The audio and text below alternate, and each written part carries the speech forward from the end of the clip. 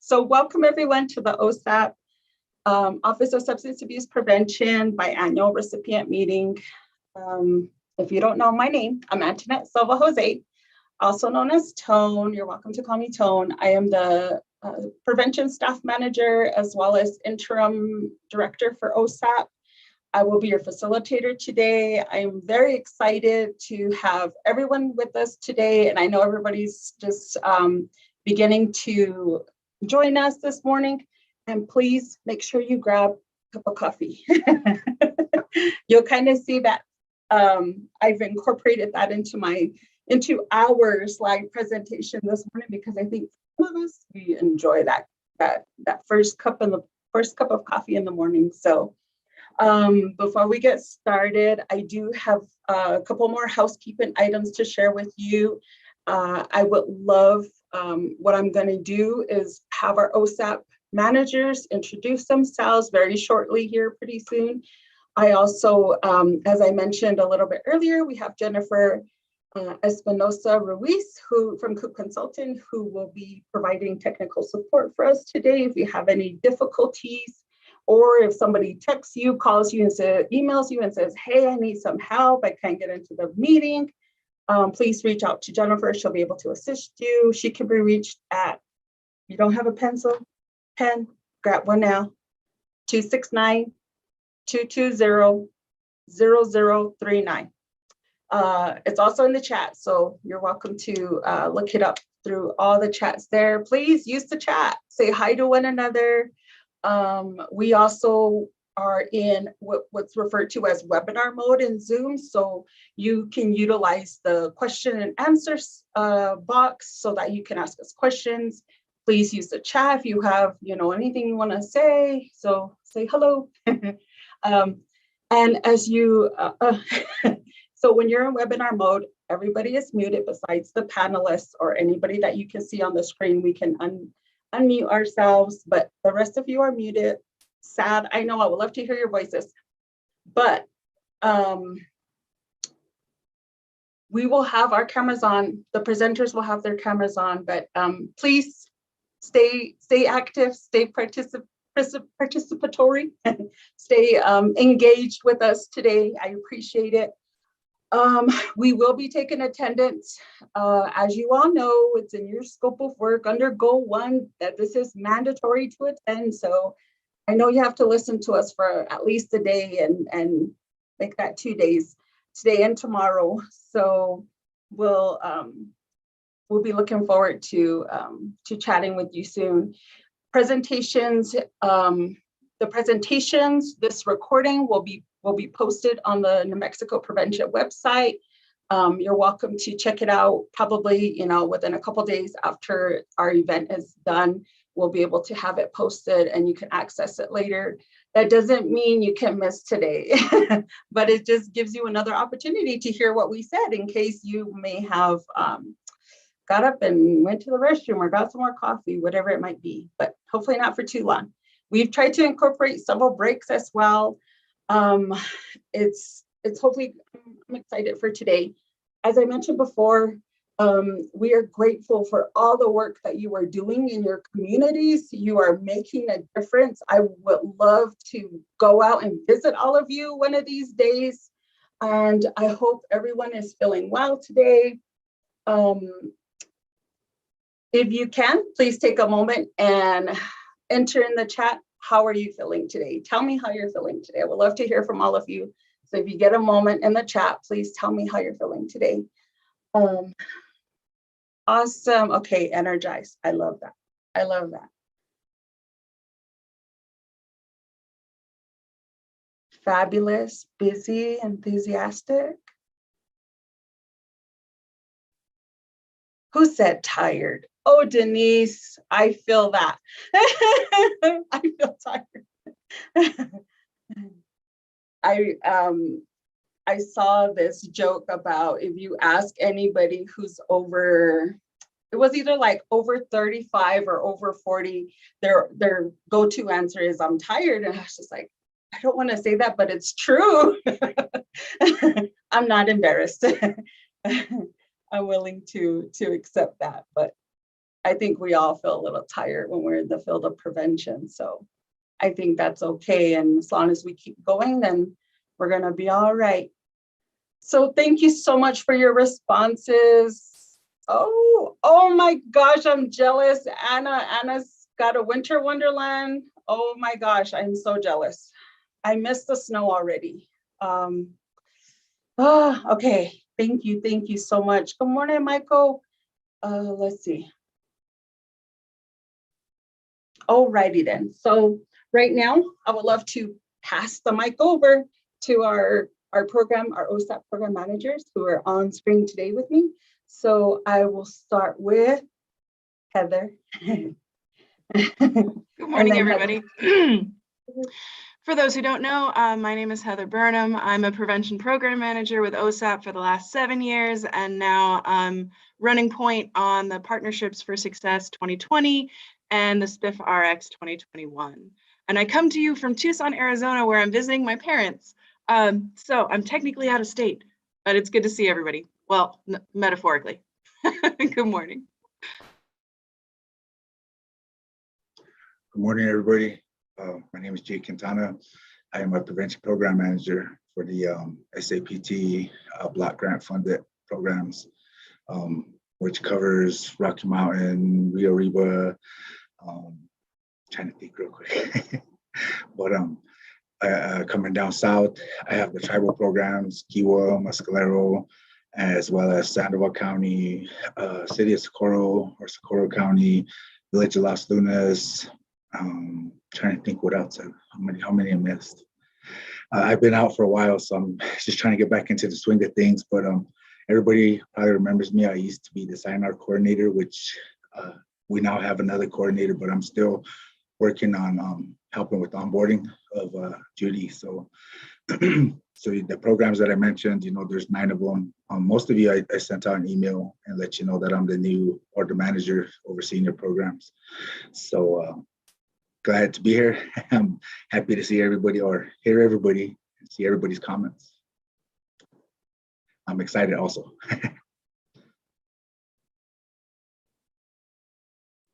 Thank you, Jay. Melissa? Good morning, everybody. Melissa Heinz. I am the manager of the SOAR 2020. That's the State Opioid Response 2020 Prevention portion of the grant with the OSAP team. Good to be here.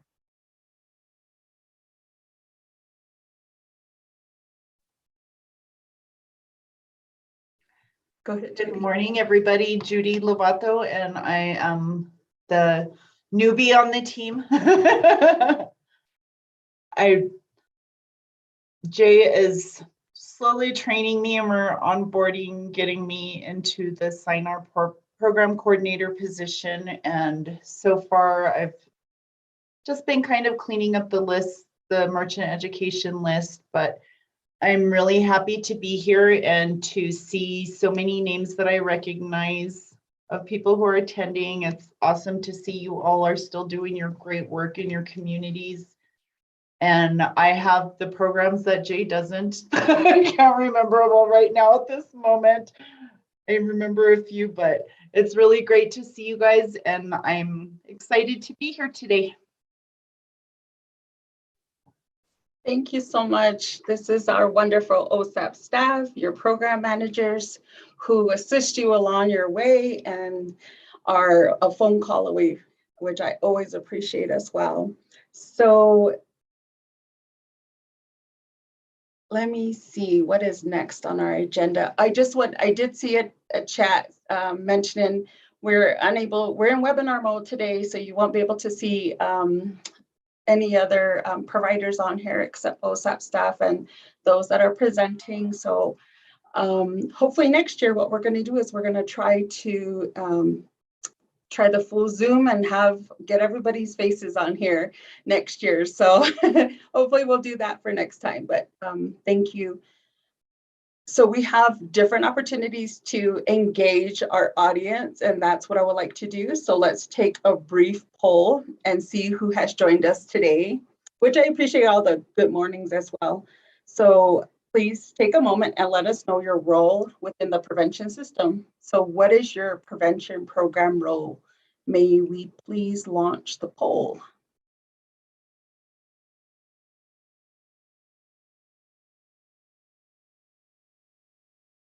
All right, I think I'm gonna time you.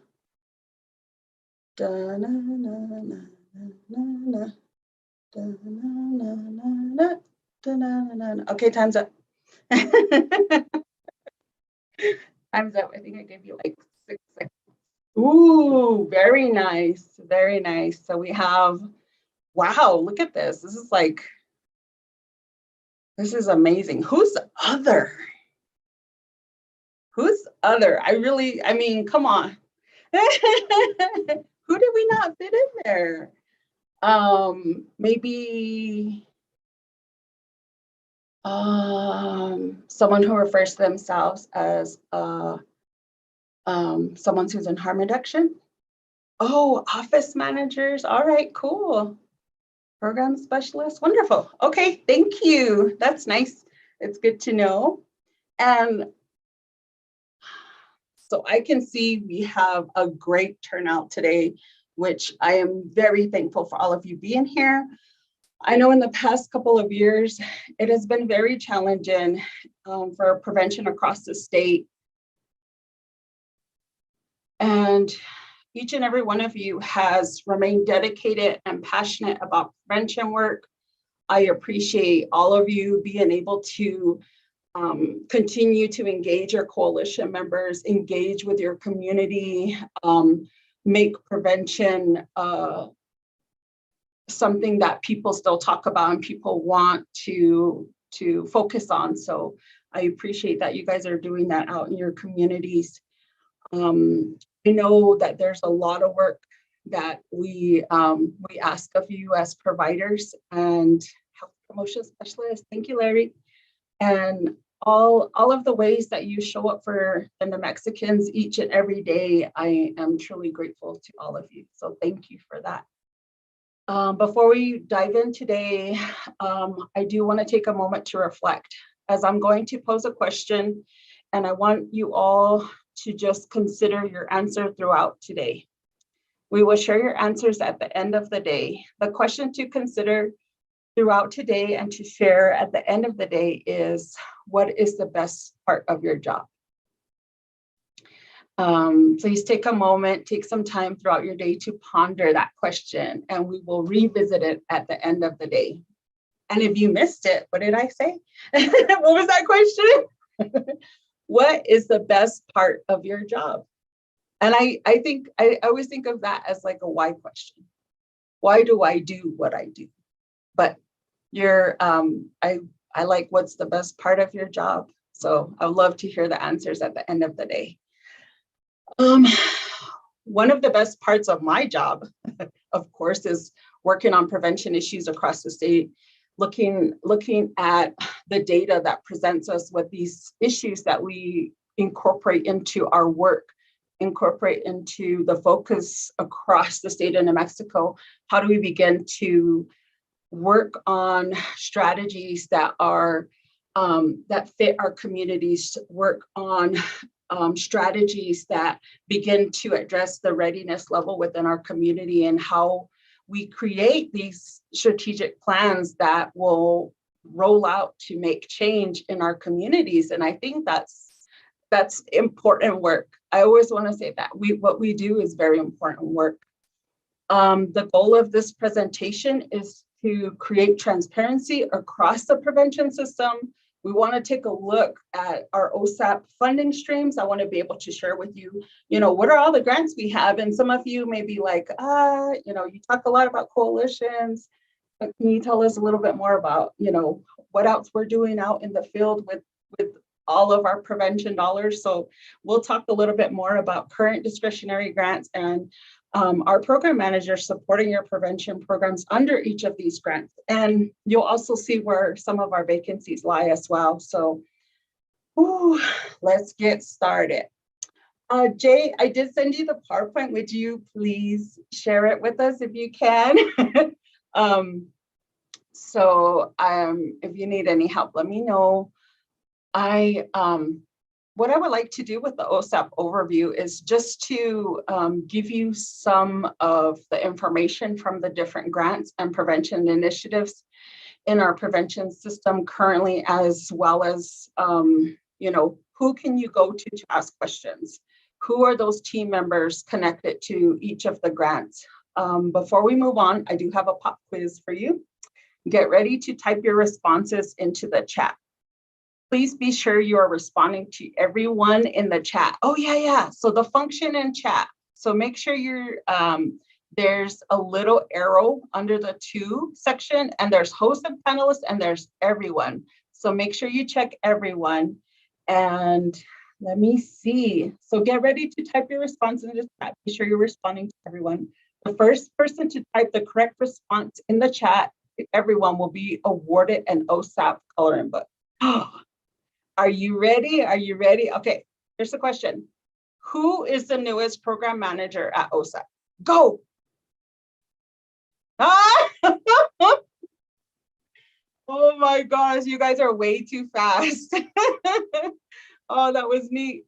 That was so cool. Okay, it looks like, who's the winner? Who's the winner? Winner, chicken dinner. Let me see. Oh, Joanna Wells. Woo! All right. Congratulations, Joanna. You get a wonderful, I have boxes of coloring books, but you didn't hear me say that. Where's my coloring book? Okay. I disappeared for a moment. They're in boxes. I'll send you some. I'll send you some coloring books. So let me see. All right. Okay, is Tanya available? Let me see. Okay, we will reach out to you after the meeting to get your address and get your prizes mailed out to you. Let me see. Before we move on, I want to hand it over to a member of the OSAP core team and technical assistance provider, Tanya Henderson, program manager at Cook Consulting. Many of you know Tanya, but you may not know that Tanya has never had coffee. Yeah, I forgot, okay. Tanya is going to walk us through some strategies to stay alert during Zoom without being highly caffeinated. Tanya, over to you. And I was over here talking about coffee. All right, awesome. We have alternatives, people. We have alternatives. Tanya, take it away. Thanks, Tone. Hi, good morning, everybody. Yes, that's true. I've never tried coffee, even through pregnancy and newborn child. So, but anyways, I'm just gonna go over some quick desk stretches, just to keep us motivated. If you're feeling a little, tired or a little, started the days off a little bit, and you don't drink coffee like me, I like to do little stretches to get my blood pumping and flowing. So if I can encourage everyone to participate and just, let's just have fun with it. So what we're gonna do is we're gonna start off with some hand stretches. So you're just gonna have your palms of your hand right here, and you're just gonna go down like this. Okay, just a couple seconds, and then you wanna jazz it up. You guys can go in circles, clockwise or counterclockwise, like just like that. Great. Jazz it up. Yes, jazz it up. You want to. You can do it too. Jazz hands. All right. So now after you're done with your hands, you can work on our shoulders. So, just roll the shoulders back. And then you can do that just for a couple seconds, not too long. Don't go too crazy. And then you can bring them forward. Perfect. All right, now what we're gonna do is we're gonna get our hands, just put them behind our back of our head. You guys can just have it there.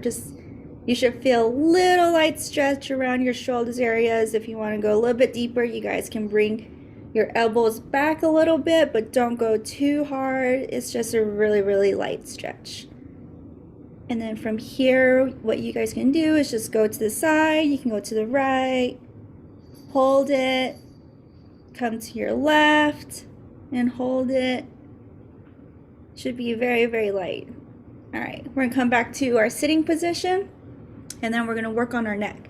So you're just gonna tilt your head to your right just a little bit. Doesn't have to be too strong. And then if you want a little bit extra stretch, you can put your hand on top of your head and just pull it down just a little bit. You should feel it right in the back of your neck, about right here. Perfect. And then bring it up slowly, and then go to your left just slightly. We'll try without the hand first. You want to go deeper? Let's go with the hand again. Just press it down just slightly. Release some tension. Don't forget to breathe too. Just slow inhale, exhale. Okay, we're gonna come back up, and then we're gonna tilt our head forward. So just go a little, look down a little bit. Those who want a deeper stretch, go ahead and pull your head forward just slightly. And then just come back up again. And then you can do another one where we can just look left and right, just here this way, go to your left. Apologies if you hear my cats running in the background. They are super excited. All right. So, and next one we're gonna do is we're gonna grab our elbows, and we're just gonna pull it across our body, and then with our hands going to our backs. So just a little stretch. Come back out, switch to the other side. It doesn't matter which side you start on. And then after this, we are gonna bring our hands forward. So interlock your fingers like this, just, you know, crossing, put them together, and you're just gonna push forward. There you go. Once you're done with that, and then just slowly bring both your arms with your hands interlocked like so, and then just bring it straight up like that. If you want a little deeper stretch, you can look up and then just stretch a little bit more. Don't go too crazy, and then come back forward when you're done. And that's it. So thanks everyone for doing the stretches with me. I'll give it back to OSAP. Thank you, Tanya, for walking us through those wonderful stretches. I feel a whole lot better. I hope everybody is wonderful, feeling comfortable now and ready for the rest of the day. So I know, I think I kind of jumped the gun and missed some of our PowerPoint presentations. So what I would like to do is go through it and stay on task for our timeline. And what I would like to do is, thank you, Jay, for having the PowerPoint up, so you can go to the next slide. So on this PowerPoint, we have this diagram on here that kind of it shows where our funding comes from the federal government. Yes, you will get a copy of this at the end, and how it's funneled down through to us, to OSAP, and then distribute it back out to our communities. And at the bottom, you'll see all of our current grant funding. And go ahead and go to the next slide, Jay. Oh, I'm sorry. Thank you. That was that diagram was provided to us by Kamama Consulting, Paula Feathers. Thank you so much for that. This is our team OSAP right here. So myself, Heather, Melissa as our State Opioid Response Program Manager, Jay Kitana is our SAPT Program Manager, Judy Lovato, SINAR Coordinator, and SAPT Program Manager. Go ahead, Jay, for the next one. So I know we use a lot of acronyms in the our lingo. So here is what SAPT stands for: Substance Abuse Prevention and Treatment Block Grant, SPIF-RX. I love saying SPIF-RX. Strategic Prevention Framework for Prescription Drugs. PDO, Prevent Prescription Drug Overdose, Opioid Overdose Related Deaths. Ooh, I almost missed an O. SOR 2020 State Opioid Response Grants. And FYI, this is being recorded. SPIF PFS 2020. This is our Strategic Prevention Framework Partnerships for Success 2020. And FRCARA, First Responders Comprehensive Addiction and Recovery Act. Woo, woo. If you're a FRCARA provider, please shout out right now. This slide is relating to the SAPT block grant funding. And if you are a provider under SAPT funding, you are well aware of your goals, your overall goals to help reduce underage drinking. Yay, Allison's here. Reduce adult binge drinking, reduce adult DWI, reduces prescription opioid and illicit opioid misuse among youth and adults. Inclusive, or what else we also add into the block grant, as many of you already know, is SINAR, which is our youth tobacco use prevention. And the three main OSAP contacts under this grant funding is myself, Jay, and Judy. And so I'm going to give them some time to tell you a little bit more. Hi everybody, it's Jay again. I just wanted to kind of talk on SINAR, being that I'm still pretty heavily involved with what's going on, the transitions, you know, with the new legislation, with the age change from 18 to 21, but also the requirement for any retailers, manufacturers, or distributors to be licensed through the state now to be able to, you know, conduct business around tobacco products here in the state. Currently, we are still undergoing, or RLD, regulations and licensing is still undergoing applications, taking applications to get those retailers across the state licensed.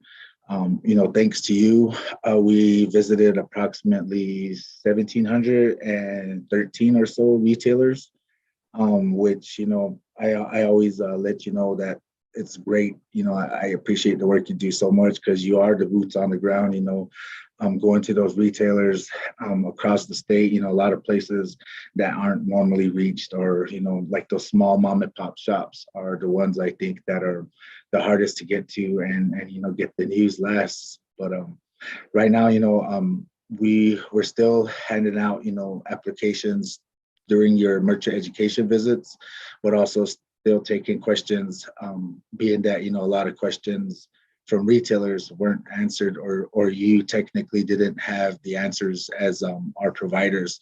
One thing, you know, that we did find out was currently they were telling us, or RLD mentioned that it falls in the lines as far as clerks selling tobacco products. They have to be of age, but they are still in the works on that because, you know, there's a lot of issues that could happen, you know, for one, training, I guess, license or certifications for like a server's permit, same thing that alcohol servers go through. So those are some of the topics on hand. And given that everything's still brand new, there isn't, you know, there's not a strict, you know, I guess, policing or enforcement of these laws, but there are checks happening now. Luckily, you know, SIU was finally able to get out and start conducting our enforcement or compliance visits for the third quarter.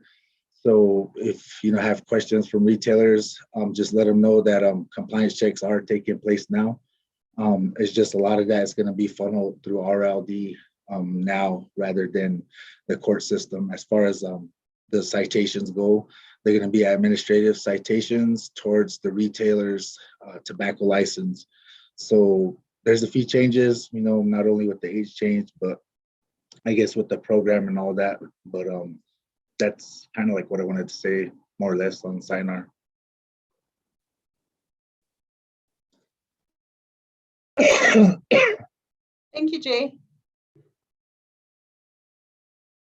And if we are good with that, you can go to the next slide. Just real quick, you know, I forgot to say, you know, your programs, if you have questions, feel free, please, to reach out to me still. I'm still here with the office and still able to answer any questions you may have. But loop in Judy as well as Tone. Judy is great. She's got a handle on this. I have total confidence in you, Judy. But yeah, if you have any questions or anything, just feel free to still send them to me, CC Judy. Thank you, Jay. Thank you, Jay. All right, SPIFRX 2021. So Heather, if you would like to say a few words on SPIFRX, you're welcome to chime in. Well, sure. So we are just getting this grant back up off the ground. We were awarded a second year. So this one is called SPIFRX 2021. And it took a while for the state to take in that money. It had to go to an amended contract with Falling Colors. And then we finally are getting off the ground and getting signatures done. So it's continuing the fabulous work of the Health Equity Council, and I'm privileged to be able to work with them and Coop and Pyre. I won't read you guys the bullets, you're more than capable of that, but what I'm really excited about is it continues some academic detailing and some boot camp translation within Bernalillo County. So I'm really excited to continue that work and to promote collaboration with the PDMP. Thank you, Heather. All right, Jay, next slide, please. So for this particular section, we grouped overdose prevention as what it looks like as a whole across several different grants, because we fund overdose prevention under, I missed it. I missed this STR. It should be SOR 2020, PDO, and FR CARA. Man, I was working on these slides this morning too. Okay, so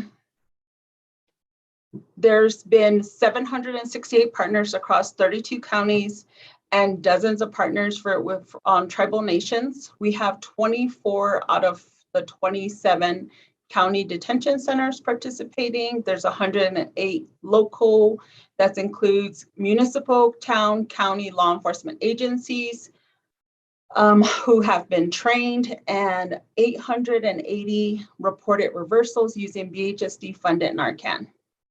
So this last bullet on the bottom is really focused on a specific time frame, and this is since August of 2021 through January of 2022, 5,841 people have been trained in overdose recognition and response, and 10,504 Narcan kits have been distributed.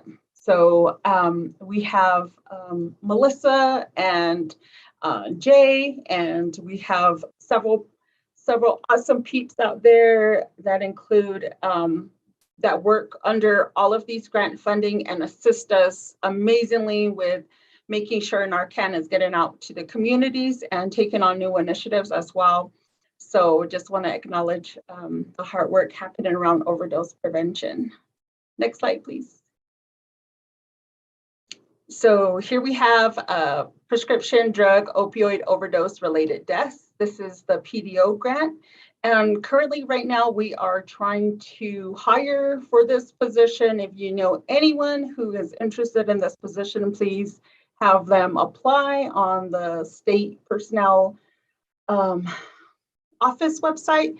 SPO, we just refer to it as SPO, SPO. So please send that notice out. I'll also probably be sending another email out regarding that. We have Bernalillo County, Doña Ana County, Rio Arriba, and Santa Fe all working on PDO related work. And under the PDO grant, it is focused on individuals 18 and over. So that does pose a challenge with the uptick that we are seeing and hearing about in regards to teen overdose. And so we are trying to readjust some of our funds to begin to look at addressing that concern, that population, and how we're going to work with those that are under 18. So we'll talk about that pretty soon as well. Next slide. I'm sorry, big thing out of PDO is the distribution network. Sorry, I just wanted to miss that part. Okay, All right. Heather, can I chime on you one more time for our? Absolutely. It is my pleasure.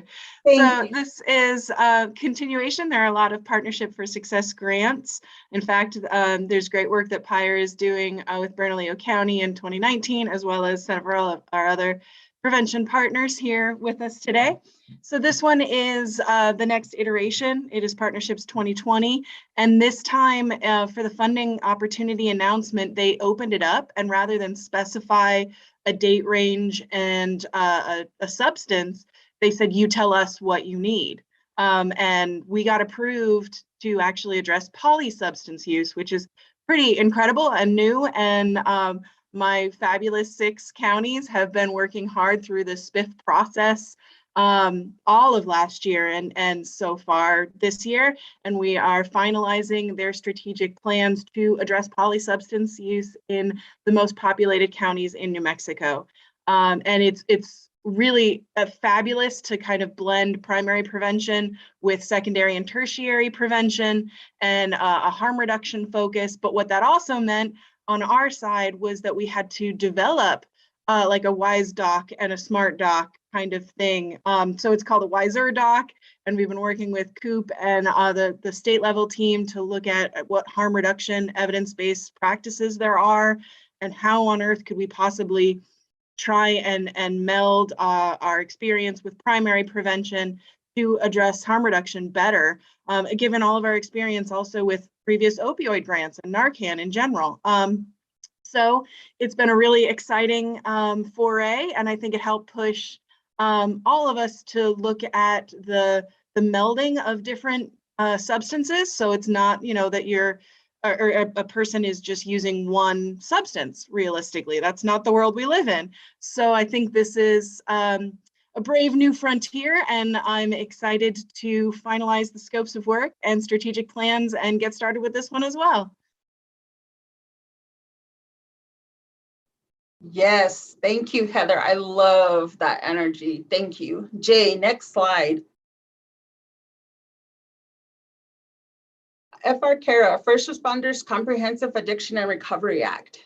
So we work with our fire departments throughout the state, and currently we're working with Santa Fe, we're working with Las Cruces, and that was the shout out to Allison, and I appreciate the work that they're doing. They're definitely trying to, their goal is to reach out to survivors and just be able to give them the support that they need, whether it's getting connected to outreach programs, whether it's getting them more Narcan, access to Narcan, and just being able to put Narcan in our first responders' hands and being able to look at those challenges they're facing as well, because we're definitely seeing this this work being challenged with COVID. And so we definitely want to be able to work with our fire departments to see our first responders overall, to see what is it that we need to do. And pretty soon we will be bringing on an additional fire department, which is Gallup. So we're looking forward to that that new provider, and so I'm excited to invite them to our next meeting and have them join with us on this on our FR-CARA grant. So thank you so much for that. I definitely appreciate Bernie for providing the technical assistance under the FR-CARA grant and just being a huge support for the group. And so thanks so much for that, Bernie. And next slide.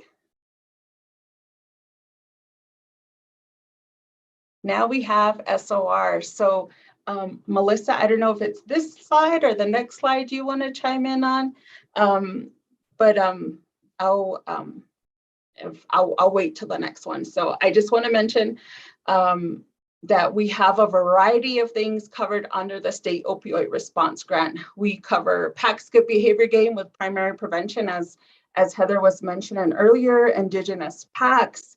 We have our tribal liaisons out there. I know Eric's on the Zoom. We have overdose prevention, education and harm reduction with Bernie. A dose of reality campaign with the door. We have if you haven't visited the website, check it out. There's new updates. Jay, next slide. And then Melissa, if you would like to say a few words. Thanks so much, Tone. I appreciate that. I think what I wasn't real clear about in the last, or we weren't clear. I want to make sure that everyone understands that while we compile data across all of our opioid overdose grants, like we did in that previous slide that Tone presented, the lion's share of our work with partners is under our SOR, also known as STR, now known as SOAR 2020. And when we were pulling together data for this morning's presentation, I went back into all of our old master spreadsheets to get a sense of our reach. And I have to say that it was those numbers that were on the previous slide are pretty, I want to call people's attention to that because it really is a SOAR 2020, Bernie Living, Letty, and something on the order of 768 partners around the state since 2017, much of that done under SOAR and STR, and now of course advanced through PDO and FR-CARA to specific communities. So I just wanted to call attention to that because it's a story of persistence and robust outreach and engagement, particularly in rural communities in the past year that Bernie Living has been able to do, pandemic notwithstanding, has actually led to a tremendous expansion of our reach. Living Group's reach is better said, through virtual trainings. And so, yeah, to look at the full set of our database over time and to see that we're in 24 of 27 detention centers, that's all SOR, that we're in every single county and every tribal nation, and that's combined with PDO and SOR. It's heartening, I should say. I want to really appreciate everybody in the meeting this morning who is also a reporter on SOR or PDO or FR-CARA. That data all compiled by our partners and embedded in a centralized database that we maintain here at OSAP.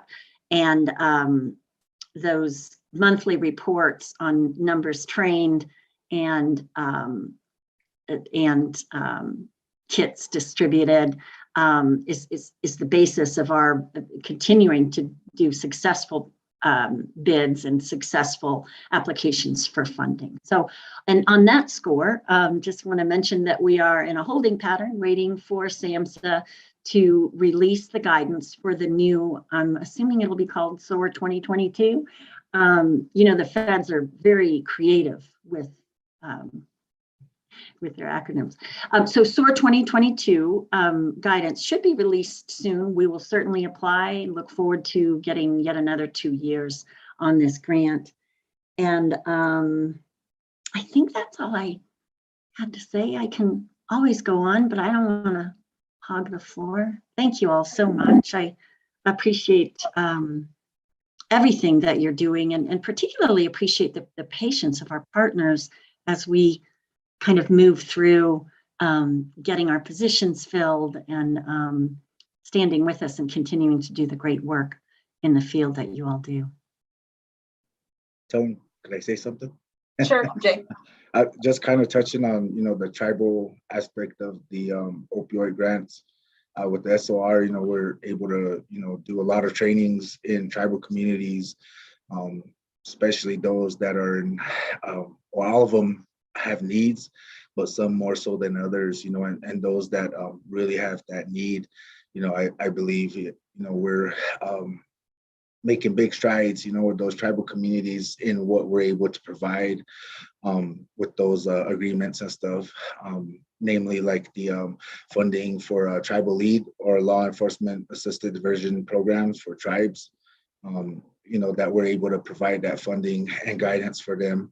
But they may also, have other grants that we don't put out through our office, or they may not be subrecipients of those grants. And we, still assist them with technical assistance. For instance, one of the tribes gets a TOR, or was it Tribal Opioid Response Grant? And we assist them, with building their capacity, with training their own trainers from the community to be able to train the opioid overdose recognition response trainings, but also providing Narcan. Being from one of the tribal communities here in the state myself, I see a large need, for this type of resource, whether it's funding for grant funding, or also like the opioid, resources we have, not only, through our office, but our contractors. So law enforcement has their own specific training that they are accredited through the Law Enforcement Academy here in the state, but also, we're able to help them to, make the most out of their grants, and, kind of open their eyes to what possibilities are also out there. Just trying to help out tribes as much as we can, not only with the tribal lead, but with trainings and building their capacity and stuff. And, I think it's just a great thing that we're able to do that under SOAR. And for those of you under PDO, I needed to talk to a couple of you, I think mainly around Rio Arriba County, because there's some interesting things happening up there I'd like to share with you. So reach out to me. Thanks, Tom. Thank you, Jay. Next slide. And this slide this slide is focused on tribal nations, and the reason why we highlight working with our tribal communities is that we want to make sure that this is something that we can do on a one-on-one basis. We want to make it appropriate and done with the utmost respect, as we do with any of our communities that we work with. And I think it's great that we have Jay on board to assist us with working with our tribal communities and be able to assist them step by step throughout, whether it's SAPT funding, SOR funding, whichever funding source they're under. He's kind of our guide,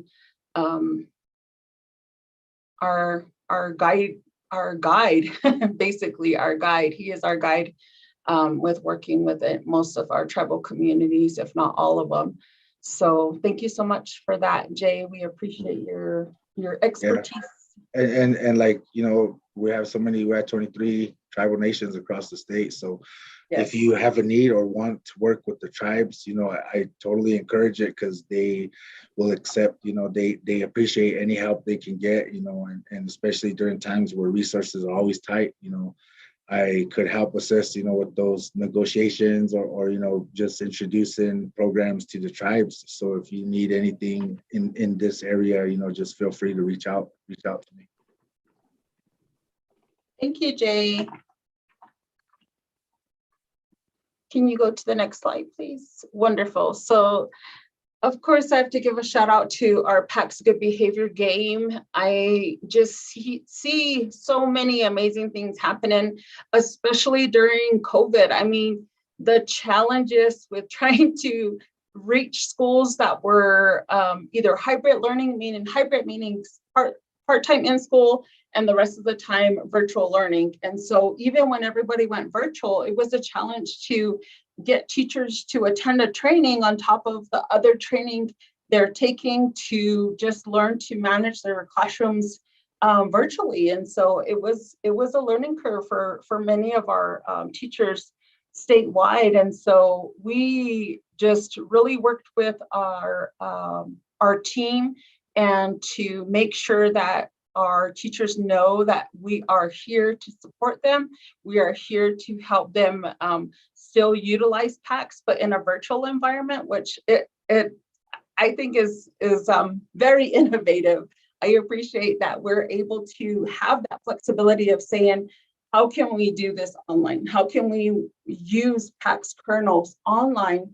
And so being able to see that transition is, to me, I think is significant. And so we've, as everybody in the prevention world has faced challenges, PACS Good Behavior Game faced challenges as well. And so some of our recruitment has slowed down, and we're trying to pick it right back up because we want to get PACS Good Behavior Game out to as many schools as we possibly can. And if you know of any school system that is interested, please let us know. We are recruiting for more school systems, and so please reach out to us. We have a lot of staff. We have two, I believe they're co-managers under the PACS Good Behavior Game for COOP consultant, and then we also have 2 tribal liaisons that are covered to reach out and for the PACS Good Behavior Game. The best contact, okay, awesome. It's already in the chat. So this is just some of the highlights for PACS Good Behavior Game. Next slide, Jay. So I do want to say thank you. I want to say thank you for your time. Thank you for your patience. I do want to emphasize that our doors, our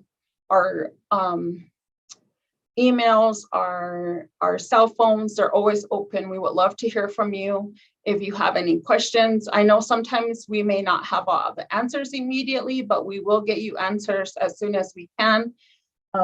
We appreciate your patience because we, with Karen retiring, we were really hit hard, and as you saw on the slides, we're also searching for 2 program managers to cover us for under 2 different grants. So some of that workload is shared across program managers, and we're really working our best to keep up with all the communication that comes into our office. But we will continue to improve as days go by and make sure that we're responding to you in a timely manner.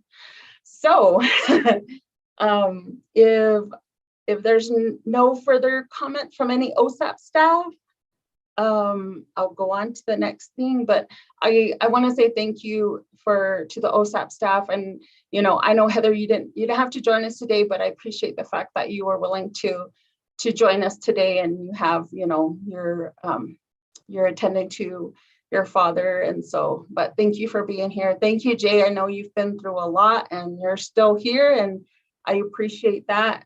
Judy, thank you. I know you're trying to explore this, all of the things we're throwing at you, not literally, but we're passing a lot of things over to Judy to run with, and so I appreciate her willingness to take on this work. Melissa, she's a trooper with that Narcan spreadsheet. I mean, she coordinates the trainings. She works with a lot of contractors, and she's approving invoices for 3 different grants. So I do appreciate her time that she spends to work on a variety of different things for all of us. And we couldn't do all of this either without our awesome support staff, our core team, COOP consultant, our evaluators, PIRE. We just have a wonderful, strong team, and I want to acknowledge all of you and say thank you for that. I want to say that that's important to us to have a good, strong team, and I think that's what we have, and we'll continue to work that way and help spread prevention across the state of New Mexico as we've been doing the last several years. So, all right, on to the next section of our agenda. Our provider highlight for this year is up next. San Juan County Partnership is the recipient of 2 OSAP grants, that the Substance Abuse Prevention and Treatment Block Grant and the PFS 2020. San Juan County Partnership has a robust prevention program, and recently they have been working on building a cross-project coalition to support their community prevention work. Anna Kretzky and Amanda Evans from San Juan County Partnership are here with us today to talk about their work.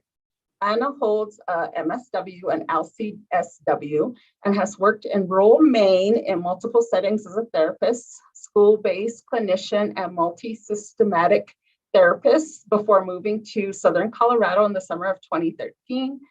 Anna has worked as a clinical supervisor and clinical administrator, overseeing multiple programs with Presbyterian Medical Services in San Juan County, New Mexico from 2013 to 2020. Anna took over as Executive Director for San Juan County Partnership in March of 2020 to expand her focus on community substance abuse prevention efforts, reducing homelessness through grant-funded programs and supporting community health and wellness. She recently bought a ranch where she is raising chickens, bees, and planting an orchard. Wow. I want to see your bees. Amanda began her career in prevention during college at New Mexico State University while getting 2 bachelor's degrees in marketing and journalism. Woo, woo. She worked under a community educator at the Las Cruces Border Health Office and developed a love for helping the community. After returning to Farmington, she was hired as a coordinator for the San Juan County Health Council in 2008. During the past 14 years of working with San Juan County Partnership, Amanda has worked with multiple prevention grants and has earned the Senior Certified Prevention Specialist certification. Awesome. She is currently the Community Programs Manager for San Juan County Partnership and works with multiple grants, including OSAP, PFS 2019, PFS 20, CDWI, and DOH Opioid Prevention Grant, and continues to coordinate the San Juan County Health Council. I would like to hand it over to Anna and Amanda from San Juan County Partnership. Thank you. Good morning, everybody. It's nice to see everybody and, well, a few people. I can't really see all of you, which is definitely a new position for me in this Zoom world, to be all of you seeing us and me not seeing everybody else. Anyway, it has been an absolutely insane morning. So like I said, it is snowing up here in my house. So first thing this morning, I have to tell a little story, and I won't take too long, I promise. But first thing, see, 7:30 this morning, looking out the window, having my coffee. I decided last night I was not going to drive down to the office because it's about a 35-mile drive for me into the office from home. And because it's snowing, I'm like, I'm just not going to risk it. I'm at the age of my life where I don't push these things. So my husband and I are sitting in the living room having coffee, just hanging out, and we hear this huge crash, and it sounded like something hit the fence. So he grabs his boots and his coat and runs outside. This poor kiddo, she's probably about 17, 18, high school student. She's driving a Ford F-250 flatbed. She flipped it right outside our front door. She is fine. She is totally fine. By the time he got out there, she had already gotten out of the truck. The top was completely squished. Anyway, so up until, I think they're still pulling the truck out, but the past 2 hours, I had 3 state cops in the driveway, the fire, the EMS, you name it, everybody was out there. I got to, I met a whole bunch of new neighbors. Anyway, she's fine, everybody is fine. But I'm like, holy moly, it's been a bit of a distraction. And I've been a little bit making sure everybody's okay and trying to keep the dogs quiet, because they need to be part of everything. Anyway, so that's been my morning. But like I said, all is good, everybody is fine. We are going to talk about our coalition. So we have a PowerPoint. I don't know if you guys have that up yet, but if you could put it up, I will start talking, and then I'm going to have Amanda work on kind of going into a little bit more detail. As Tone said, I have only been the director of San Juan County Partnership, and really learning about prevention for the past 2 years. So a lot of this is new to me. I was a member of the coalition in my previous role, and now obviously running the coalition and trying to make some changes to make things work. We're going to go into a bit of a deeper dive if you join our breakout tomorrow, and sort of the story of how that worked, because things have changed so much over the past couple of years.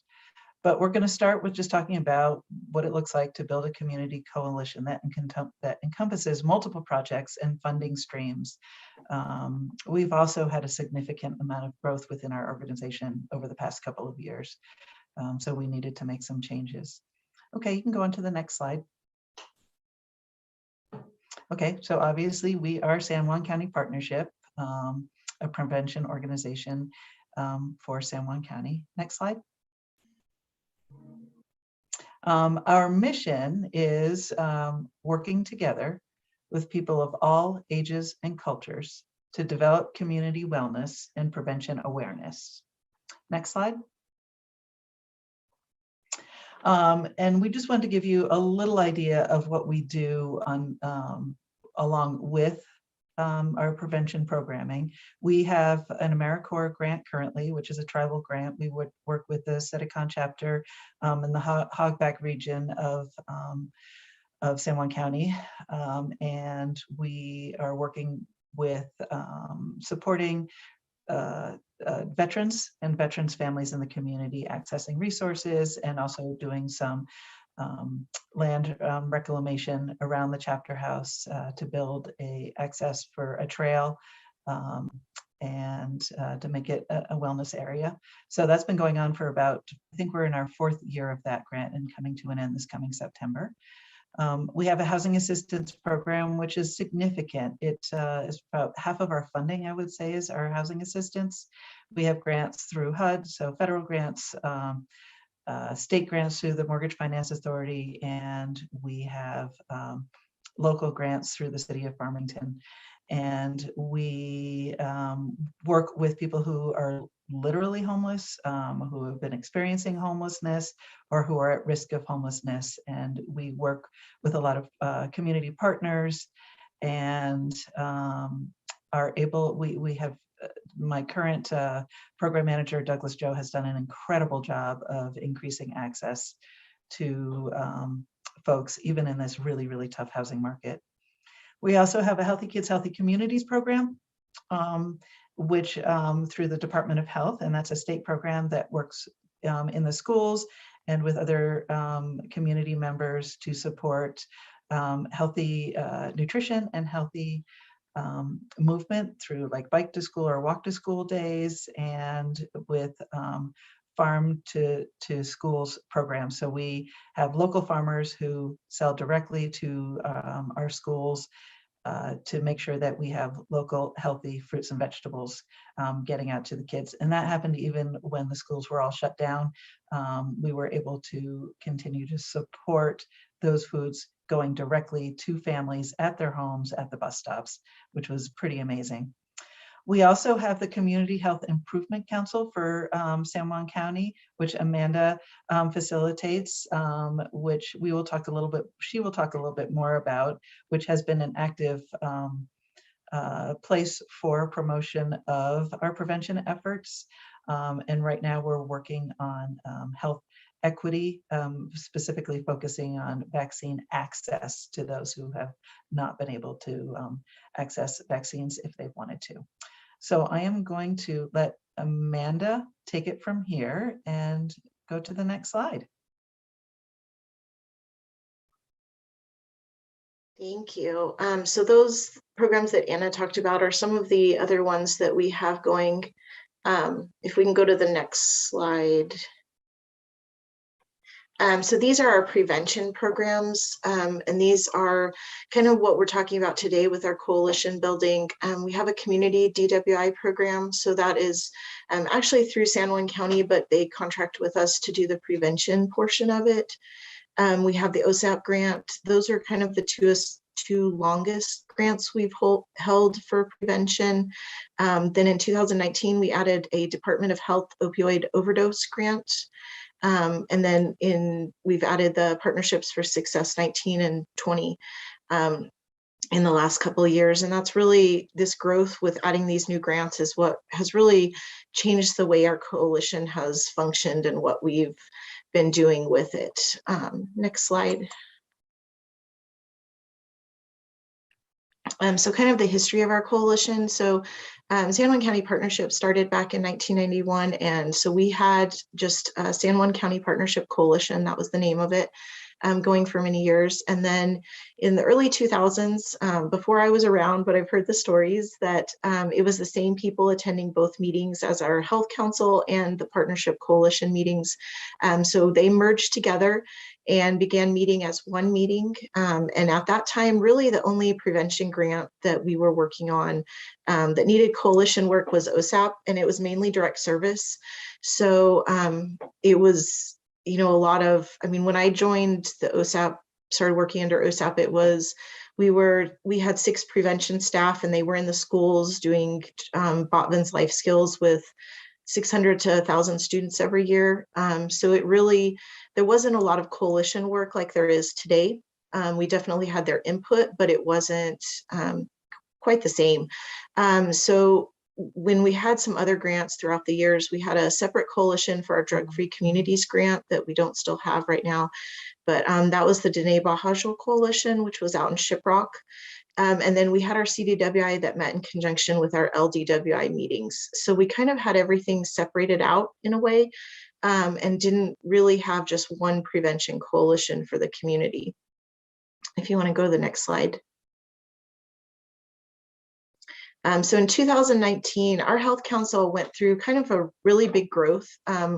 We had a lot of people who had been around for years that were retiring or moving on to other opportunities. And so we started doing a lot of recruitment at that time. And what we really felt we needed was to go through a strategic planning process. So we spent almost 4 months, brought someone from outside the Health Council, and really created an action plan, a new strategic plan, went through a lot of growth with that group. And so they were kind of in a different place. And we had been using that group as our coalition, and really having every month had a prevention item on the agenda and would spend time talking about prevention.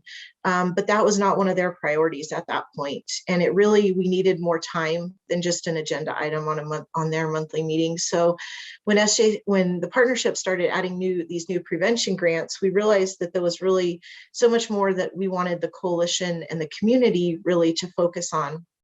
And so at that time, kind of what we started doing was just adding these separate meetings. So when we added the DOH grant, we went and we started meeting monthly with what we were calling opioid overdose prevention. And that group actually just really took off fast. We had law enforcement, we had fire, we had emergency, we had the hospital, just everybody jumped on board because it was such a new topic and we didn't have anything going on in the community.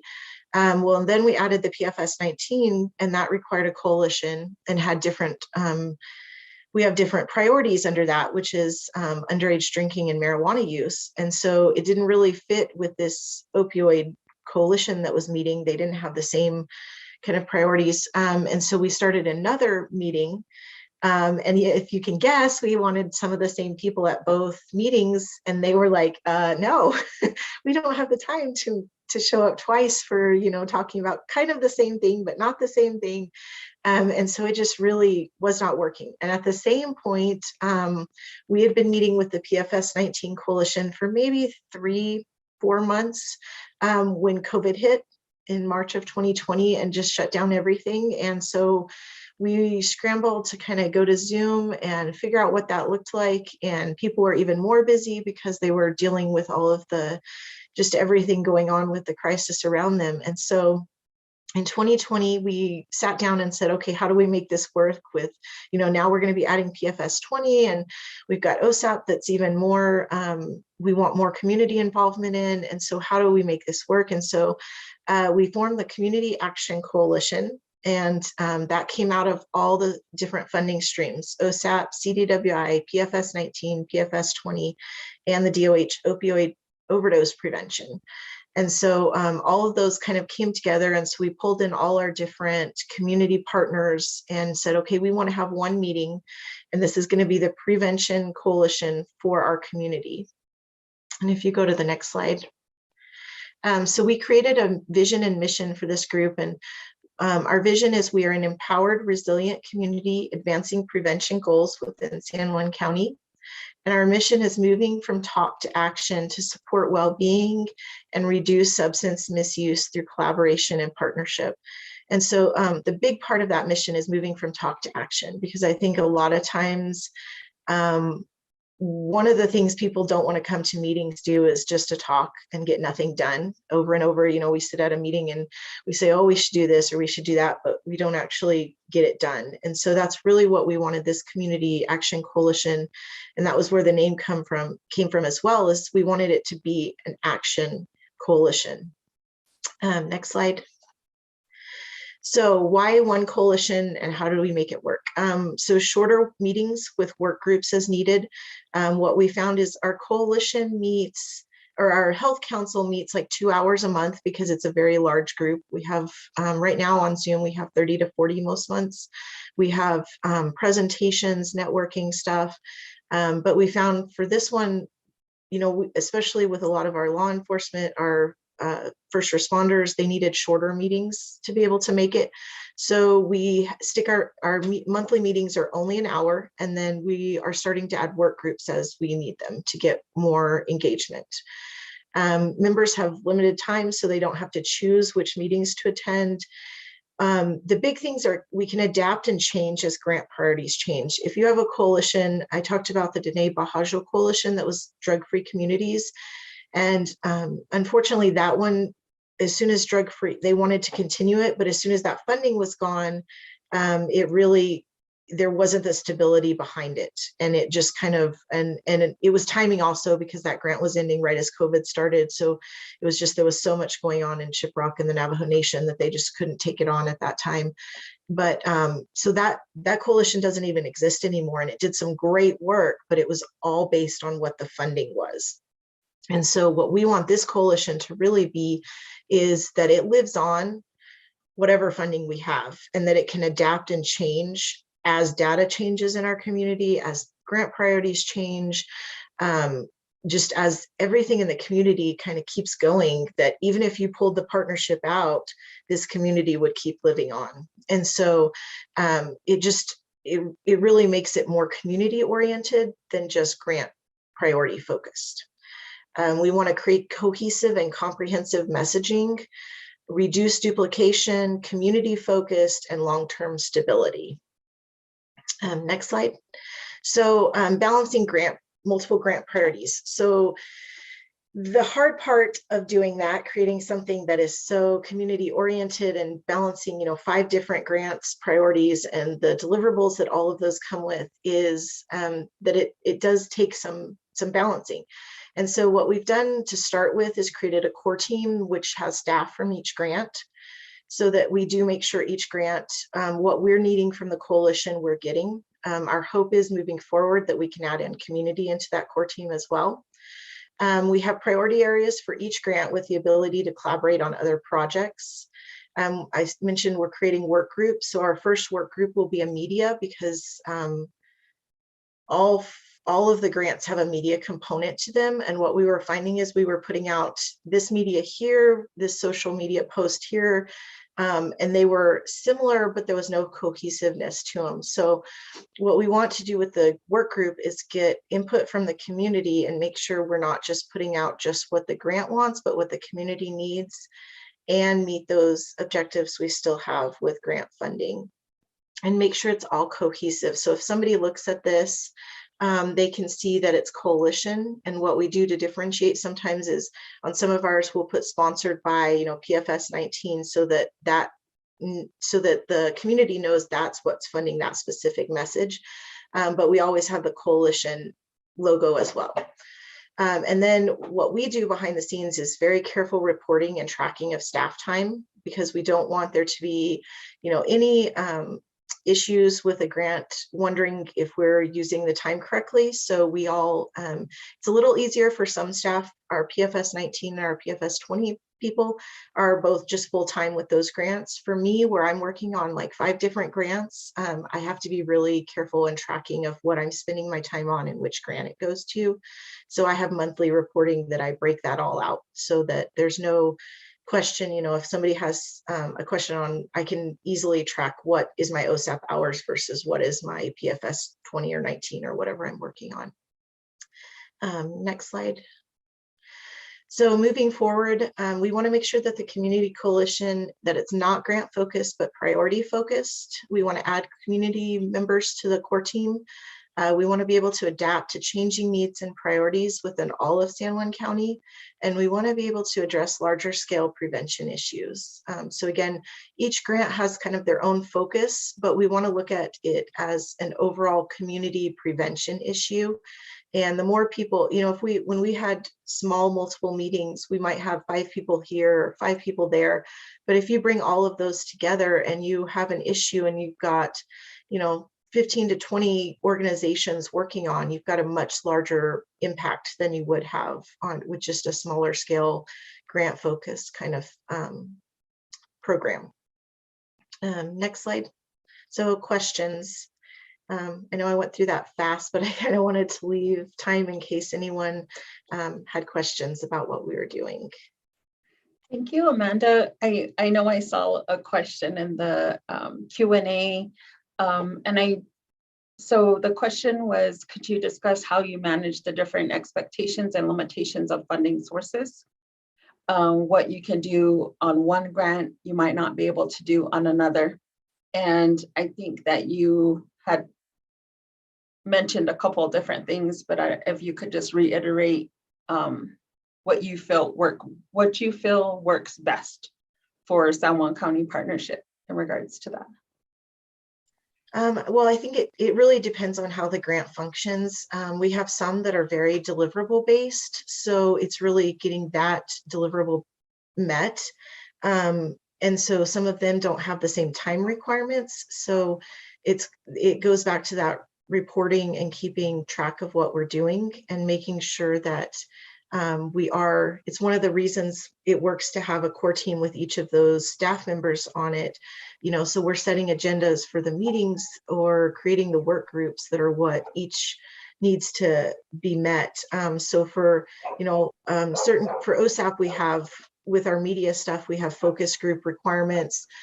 So it works well to have a media group that meets because we can pull from them to help make those connections in the community. So it might meet several grants requirements, but we just make sure we keep it all separated out as far as time-wise to be able to report it correctly. I don't know if Anna wants to add anything. Yeah. So one of our focuses is to really, as we've evolved this and to really make sure that we are tracking. So we, because we are all working from home, the partnership decided to move to a Dropbox for, to share activities and data and forms and information. So we have our evaluators have access to Dropbox. We have folders in each for each grant that we put materials in, and we have tracking in order to pay attention to what we're doing. Myself and our office manager do a huge amount of work to behind the scenes to manage time of each person and manage our funding and really track how that is created. And this is always evolving. We're always trying to find new tools and new ways in order to make it easier. Instead of just putting things into an Excel spreadsheet, that, okay, we're doing this at this time and we're doing this at this time, that we have some real specifics.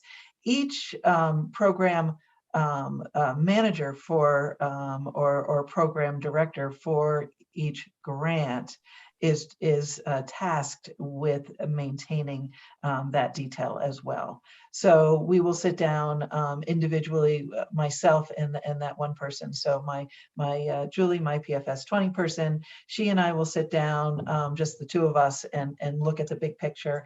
And then we will bring in smaller meetings where we bring in our evaluator and we bring in Amanda, who focuses just on media with that particular grant. Or we will sit down with Deanna, who is our PFS 20 person, again, with evaluator and myself, and we sit down and we make a plan on exactly what we need to be doing. Right now, obviously, we're focusing on all of our activities that are going to support our strategies. So it's a lot of me really focusing on those specific details, and then sitting with the team on a weekly basis, each group, and working on increasing the understanding for our coalition. So we built a orientation packet that has gone out to everybody. We've recently put together and sent out and are working on the data from a survey for our coalition about what their needs are, their understandings are, and what they think priorities are for specific grants, working on increasing our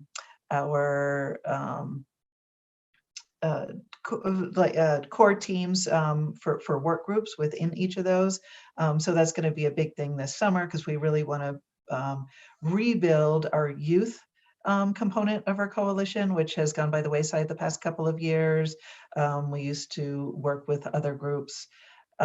So I know it's not super specific, but there's a lot of different pieces that I put together in order to make sure that each grant is getting the attention, that we're focusing on the specific deliverables, that we're not doing any crossover with what we need to do. And so even though we have one coalition that encompasses, there is a huge amount of work under or behind the scenes to make sure that we're meeting each one of those pieces. And so I hope that answers that question. I agree. Oh, sorry, go ahead, Amanda. No, I was just going to say, one example with the media is we have our CDWI grant has social media that goes with it, and OSAP does, and they're both kind of similar messaging because it's about DWI, but OSAP is more tailored toward the law enforcement aspect and changing perception around that. And we have a little more flexibility with the CDWI portion of our funding. And so that's kind of some ways that this bringing it all together has really helped, because we can, look at what messaging is missing and not duplicate, but also make sure we're meeting those. So our messaging for CDWI is slightly different, but still cohesive with what we put out for OSAP. And just, we make sure that we get each of those met, and not duplicate, and not also just put out one message and say it's good for everything. So it's really making sure each one's tailored to the grant that it fits under. Thank you. I appreciate your response, and I think that it is when you're out in the field, you clearly identify a lot of those networks, those connections, and just as Amanda said, being able to understand if there is if they complement each other, and then how are you incorporating those distinctive differences, and being able to understand this message has to be specific about this, and this we can kind of expand a lot larger. So I definitely appreciate how you are utilizing funds that complement one another and work well together to get your message out. I appreciate how you are community focused. I appreciate your presentation. Thank you. Let me jump back to my words. I do want to thank you, Anna and Amanda, for sharing your experience with us and your considerations for building community coalitions across projects. it was a great presentation. I know that coalition work is challenging, and that during the pandemic, what was already challenging work became even more challenging, and the dedication to coalition work by all of our recipients is admirable and appreciated. Having that coalition support and community participation, that is what generates real change. And I do want to emphasize that community is in your, once they're in your corner, they will help you make that change. There was some wonderful comments in the chat. Melissa wrote, how smart is that Amanda and San Juan team leveraging all of your resources through one planning table, more effective and more galvanizing, and she loves the name. She said, building sustainability, bravo. Liz mentioned she appreciates your acknowledgement of how much administrative work goes into coordinating multiple grants. Andrea says she loves the idea of putting sponsored by a certain grant in social media. Really smart way to manage it.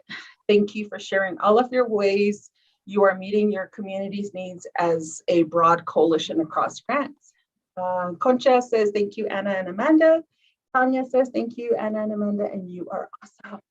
So I'm going to second that. But thank you. I was feeling nostalgic going back to my days working within my community of everything you were saying. I'm like, wow, those were the good old days for me. But you're living in it right now, which again, thank you for the work that you're doing. So, and thank you.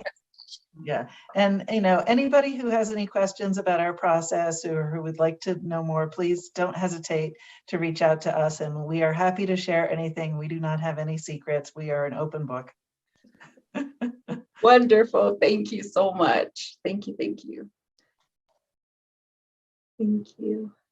I also wanted to mention, I know many of our SAPT providers are working to revamp or rethink coalition membership and strategic plans through the strategic prevention framework supplement funds. I hope that the SPIF refresher trainings have held valuable content and have provided an opportunity to reassess the data, coalition capacity, and community readiness to address issues in New Mexico community our New Mexico communities face. The OSAP team is looking forward to working with you on your FY fiscal year 2023 scopes of work for any program who is considering a change in issues, areas of focus for next year. The OSAP team and the COOP and PIRE teams are available to support any of those changes, and we'll talk to you about your strategic plans. Please don't hesitate to reach out to us. And thank you, Anna, for offering as well as a, I think it's important to have a peer-to-peer people that you can rely on and you can talk to in regards to what's happening in your community. And I hope that that will continue to be something that our OSAP providers are able to do. All right, another great support within our OSAP system is the New Mexico Alcohol, Tobacco, and Other Drug Abuse Prevention Workforce Training System. The training system holds excellent, timely, and relevant training for prevention specialists. These trainings are free for all OSAP recipients and up to 7 community core team members. I encourage everyone to take advantage of this wonderful resource. Just a reminder that core team membership are the only folks that are offered free training. If you need that list revised or any updates, please reach out to OSAP. I believe we typically send our list to Heather Burnham.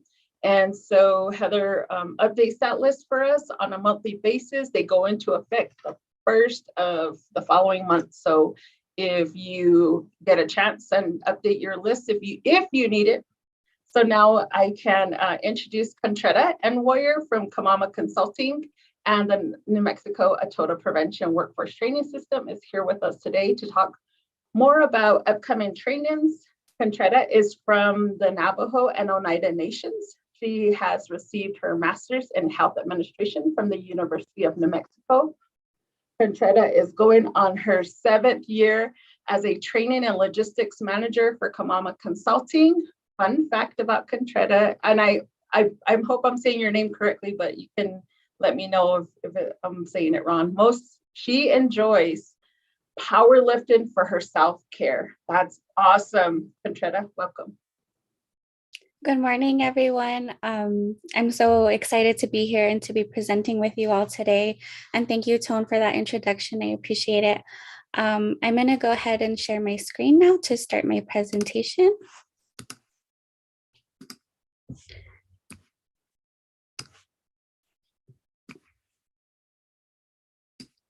Okay, so again, good morning, everyone. Thank you all so much for having me. I'm really excited to be here as a presenter for Kamama Consulting at the FY22 OSAP subrecipient meeting. I just want to go over a few different things with you all today, but I want to also extend a huge thank you to all of our partners and our attendees. I see some familiar names. I don't see faces, but I see some familiar names of many people who have attended our trainings. And I just want to thank you all so much for participating and being a part of our trainings. I know it's been difficult and challenging at times going from our in-person trainings to virtual space, but we greatly appreciate all that you guys do to stay engaged and participate and as much as you can and work through technical difficulties and different things like that, because I know it can be a bit frustrating at times, but so many of you have stuck with us throughout many of our trainings and have made them a great success. So thank you all so much for that. I'm going to go to my next slide. So topics that I'll be covering are some of our policies, continuing education hours, and our quarterly evaluation, as well as a short overview of our website. So some of the policies that I would like to go over are valid registration. So unfortunately, we don't have drop-ins allowed for our trainings. We do require valid registration. That does include receiving a confirmation email from our training system. So that's how you know you have a valid registration. Along with that, you can only register 3 business days before the date of a training. So just keep that in mind if you happen to see a training that you'd like to be a part of. Valid registration really helps us with maintaining the different support that we need and working with the trainers and different things that they may need to be able to have a successful training. The registrations are limited. So live web-based trainings are limited to 25 participants. And then our online self-paced trainings are limited to 40 participants. And then of course, cancellation, we have changed that from 3 business days to 5 business days. Again, that's just very much transitioning into our virtual space. It's important to have a good idea of when people are going to cancel in case they can't make it, overbooking or anything, anything that happens to come up. It really helps us prepare well for our training. So that was the change for the late cancellation, moving from 3 business days to 5 business days. And then we also very much encourage active participation. I know in the virtual space, it can be difficult to maintain just your focus on one thing at a time because we're so able to multitask in different ways. So it's been different in virtual space for sure, but we definitely promote active participation. So anytime that you're able to have your video camera on, engage in conversation or polls that we have in our trainings, the different things that the trainers have set up for us, we definitely highly recommend all of our participants to be able to engage in that active participation because it is so important, not only to get the most out of a training, but also for our trainers as well. And then training attendance. So just a couple things for that as well. We do ask that participants not miss more than 15 minutes of a training. If you miss more than 15 minutes of a training, you are not eligible for continuing education hours. However, if you miss from 15 minutes to 60 minutes an hour, up to a training, then you can request a certificate of attendance. So that won't include continuing education hours. That will only include the hours that you were attended for the training or the hours that you did attend for the training. So just something to keep in mind when you do sign up and if you do happen to participate in our trainings. Also, something that we've implemented is a training and completion. We know that there's a lot that happens, from our day-to-day schedule. So just something that helps us and helps others keep in mind, especially core team members. So if you start an online self-paced training and you go past the third day of completing a pre-test, but you don't complete all of the requirements by the end of a self-paced online training, that is counted as an incompletion. So we don't count that necessarily against you as like a no-show or late cancellation. It's just counted towards one incompletion. And then for our live web-based trainings, if you miss half of a training, that is counted towards a incompletion as well. So what that moves to is if you have 2 incompletions of either an online self-paced training or a live web-based training, you will then have to pay for the third training that you register for. It's just mainly to help with accountability and making sure that participants are getting the most out of the trainings that are being offered, as well as, again, the support that we offer for our trainings. So again, if anyone needs any clarification on that, I can always help you with that at another time. But again, I just wanted to go over that important piece as well. And so my next slide. So going over continuing education hours.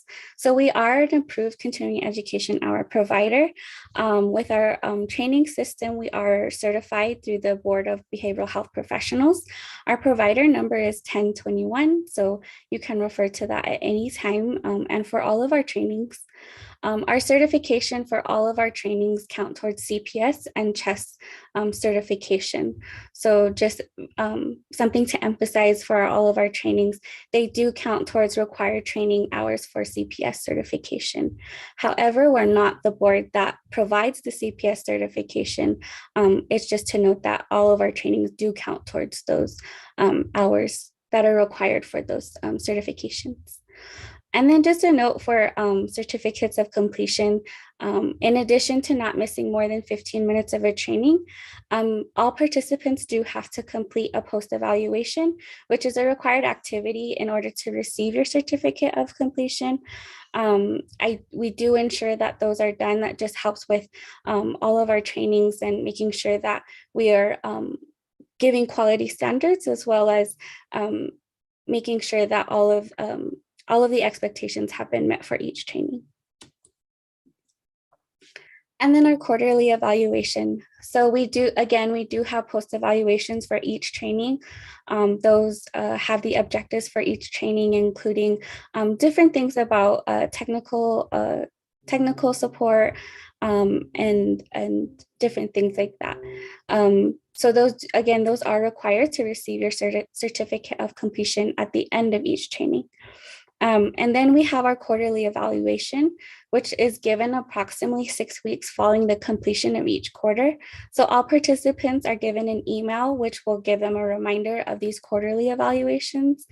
We do highly, highly ask that you please complete these. They are very important for us, as they do help improve our system.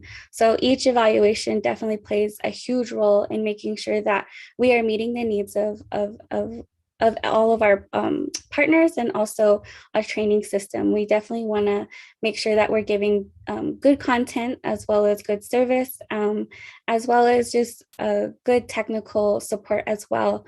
Again, it's been different with virtual trainings, sometimes navigating through how to work through this or that, or knowing the platform. So we just want to make sure that our trainings are up to a high standard for all of our participants that happen to attend.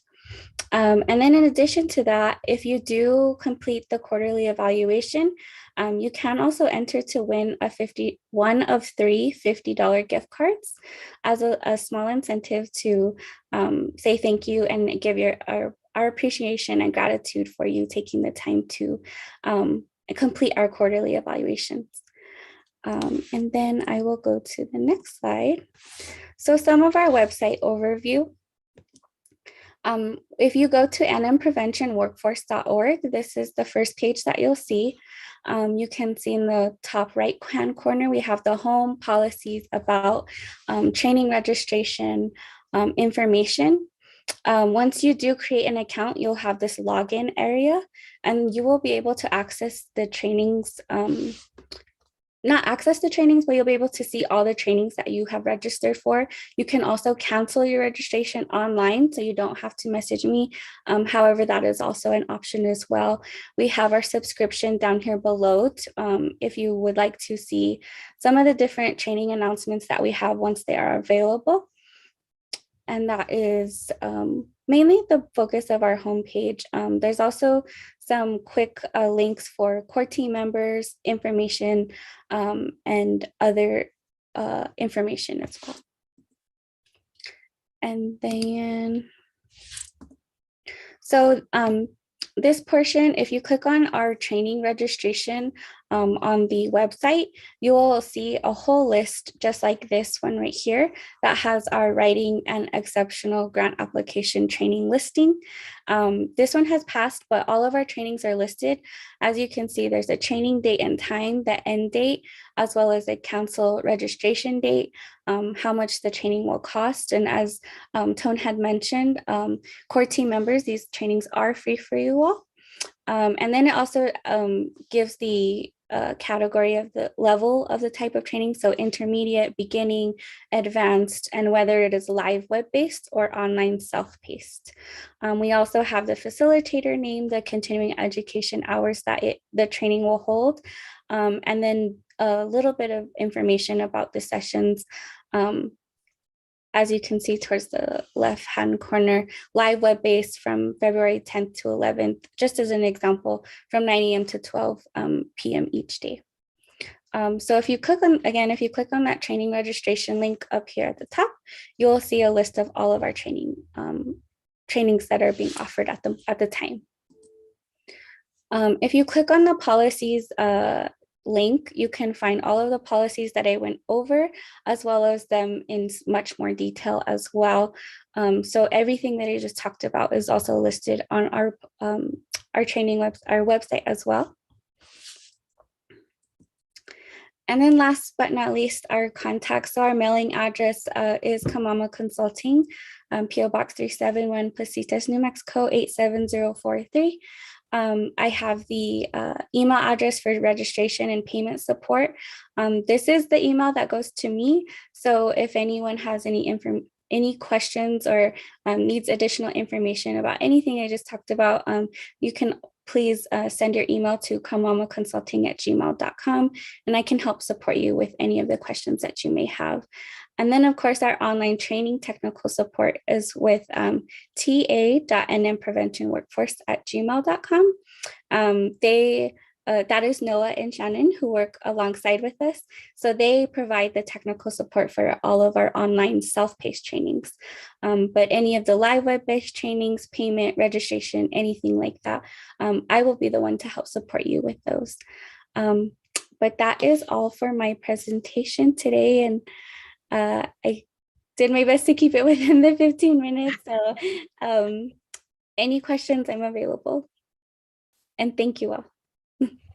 Thank you, Contretta, and thank you to everyone at Kamama Consultant and the New Mexico Total Prevention Workforce Training System for your work and dedication to provide the New Mexico Prevention System with excellent training. Thank you so much.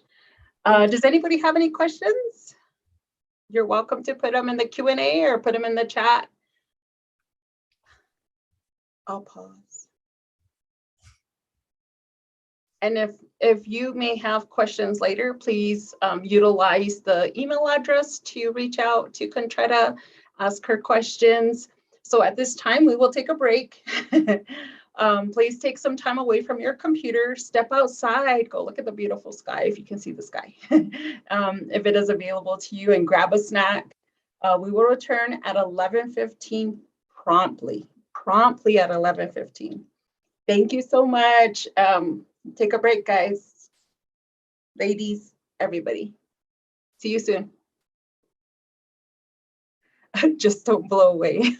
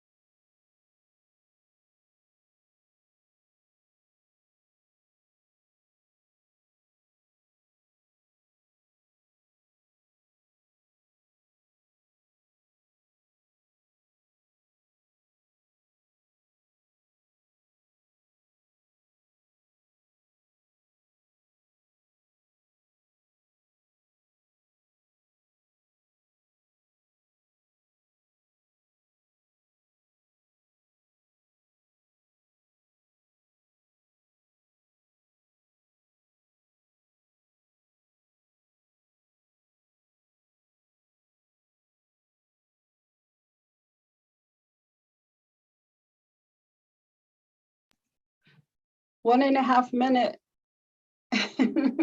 run and make your last quick drink, snack.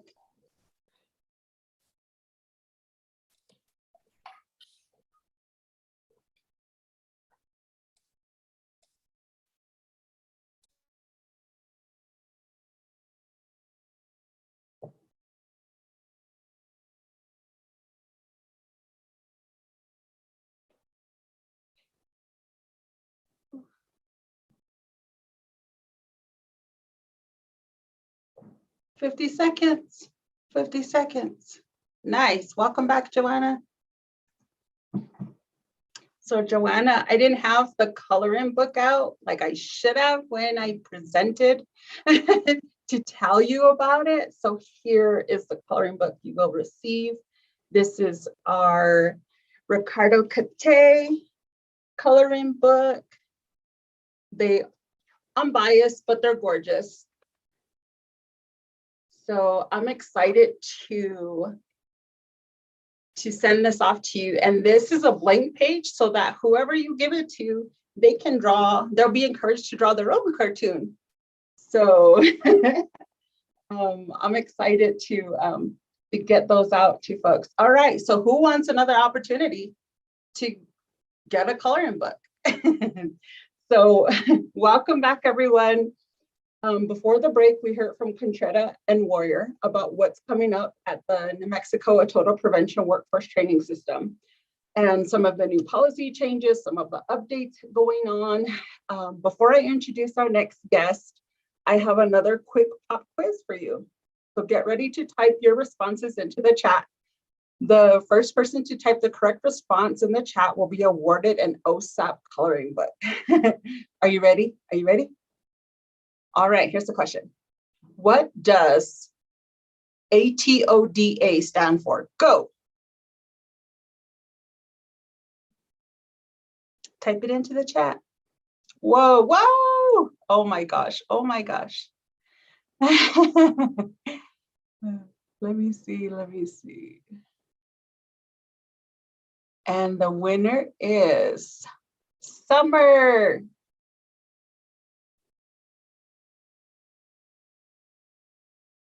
Yay. Okay. Thank you all for participating. Congratulations, Summer. We will reach out to you after the meeting to get your address and get your prize mailed to you soon. So thank you all. I'm glad you all know what it stands for. And then let me see. Okay. It is an honor for me to introduce our next guest. Emily is the Senior Director of Criminal Legal and Policy Reform at the Drug Policy Alliance. The Drug Policy Alliance, also known as DPA, is the leading organization in the United States promoting alternatives to the war on drugs. Based in New Mexico, Emily has also served as New Mexico State Director since 2011. She helped start the second law enforcement assisted diversion program in the nation. She was deeply involved in reforming New Mexico's asset forfeiture law, a model for the rest of the country, and currently serves as the chair of the City of Santa Fe in the New Mexico Municipal Drug Strategy Task Force. Emily joined the DPA following 15 years working in New Mexico, implementing rural community-based health centers, helping reform the long-term care system and setting the stage to implement federal healthcare reform in the state. She previously served as the Director of Policy and Planning at the New Mexico Aging and Long-Term Services Department and serves as the Acting Director for New Mexico's Office of Healthcare Reform. Born and raised in rural New Mexico, Emily graduated from Beloit. It's Beloit. Thank you, Joe. Beloit College. I'm like, I'm not saying that right. Thank you, Emily. With a BA in sociology and a minor in healthcare studies. She later completed a master's degree in health administration at the University of Washington School of Public Health before returning to New Mexico. Beloit. Someone's asking if it's in It is the home of the cheese curl. Oh, Yes. okay. The Cheese. treats. Yeah. All right, awesome.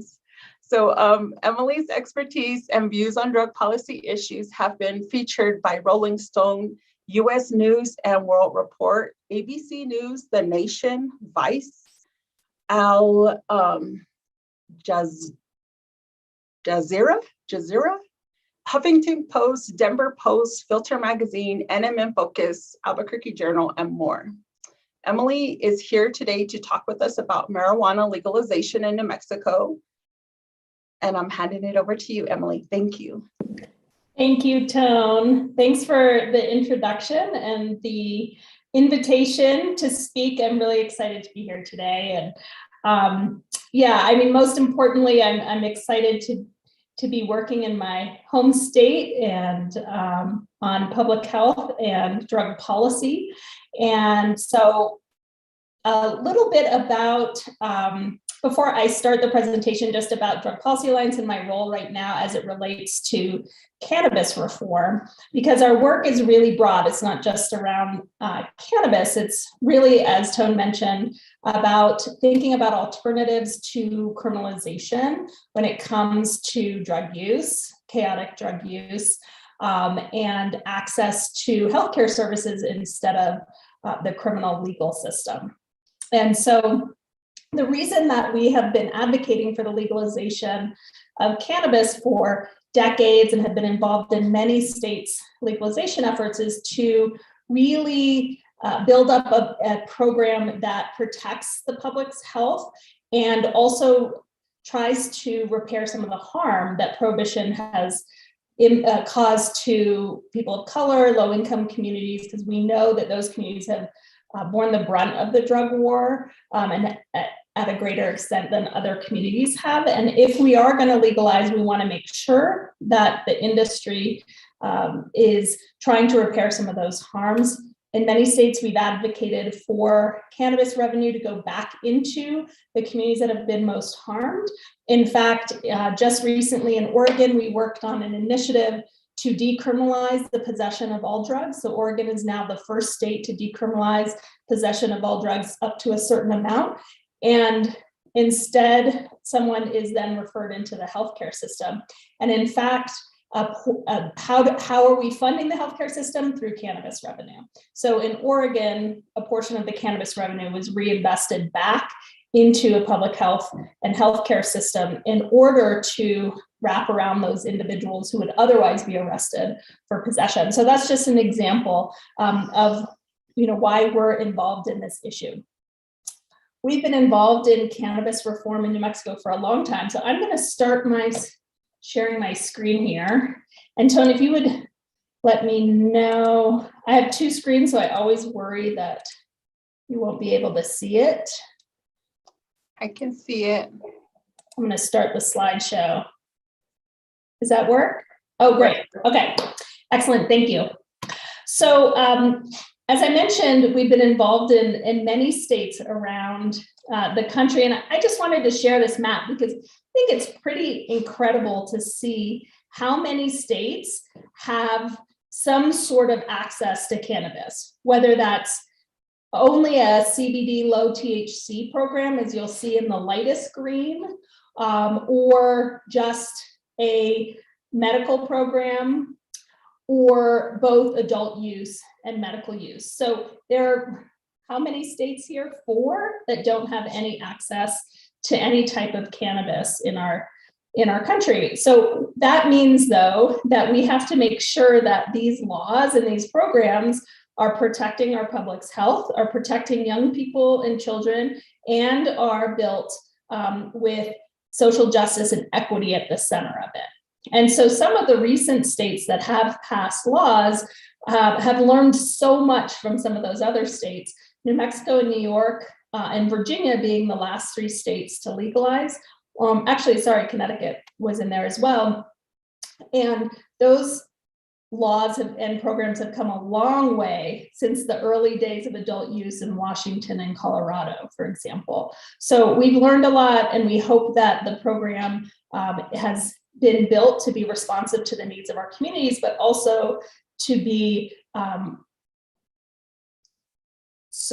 built out of a public health perspective, right? So that young people aren't accessing it, so that there's responsible use by adults.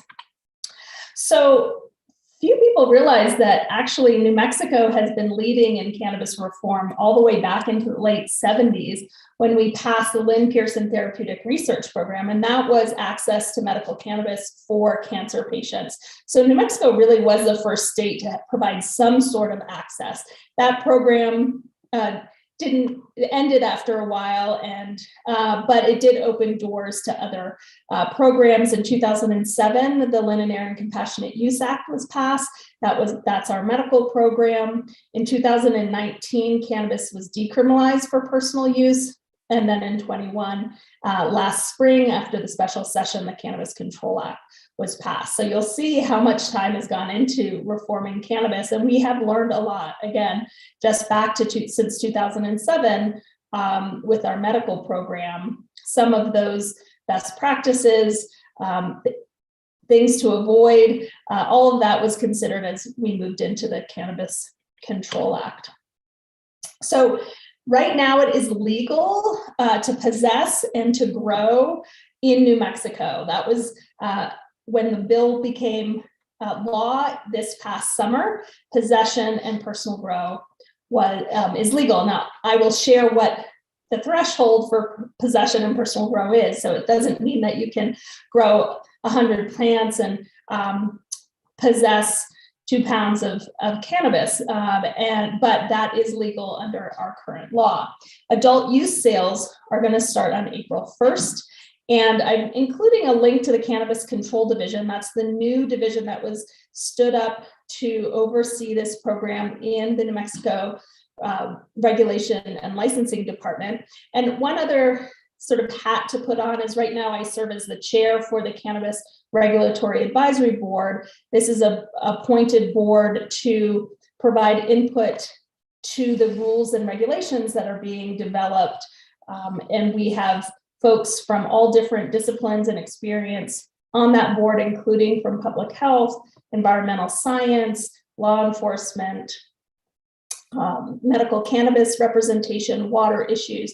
So there's a broad breadth of experience on that board, and we've been providing input and feedback to the division since late summer when they started rolling out some of the new rules and regulations. So I urge all of you to go to that site because you'll see what rules and regulations have actually been passed and are formal right now online. There are some that are actually waiting for public comment and I believe that we're going to continue to see these rules and regulations be updated.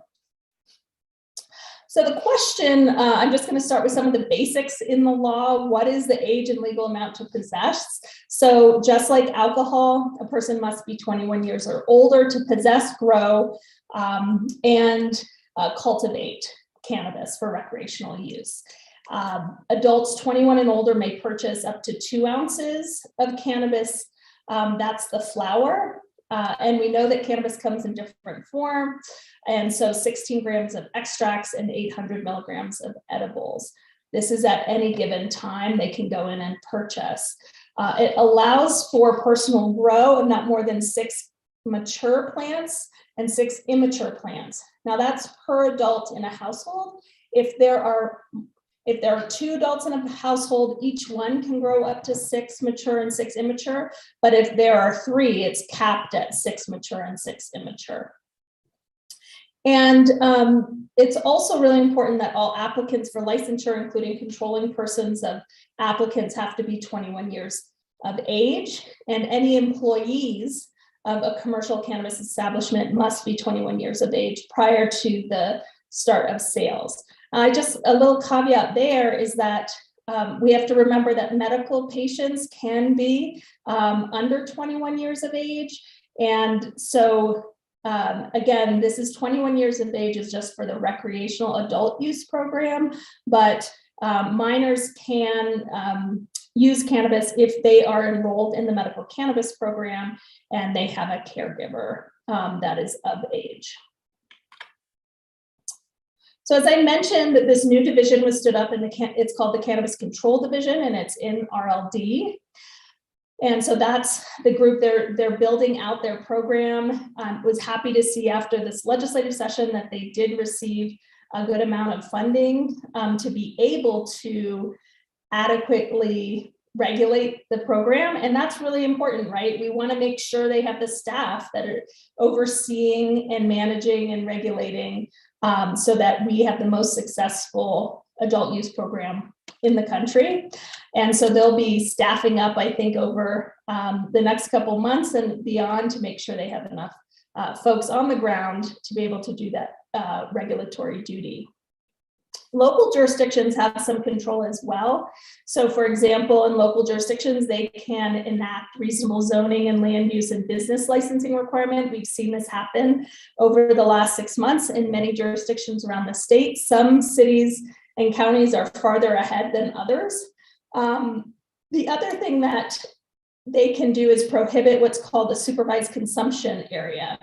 In the law, New Mexico passed, it allows there to be supervised consumption spaces. So that's not unlike a bar, right? Where someone can go and purchase and use in that space. However, local jurisdictions can decide whether they are going to allow those supervised consumption spaces. Again, those are limited to 21 and older, just like any other alcohol establishment is in New Mexico. The other thing to mention with that is that alcohol cannot be served in the same space as cannabis can. So you can't have a bar and sell both cannabis and alcohol. In fact, you can't even have a retail establishment with selling both alcohol, beverages, and cannabis. And I'll talk a little bit about that later.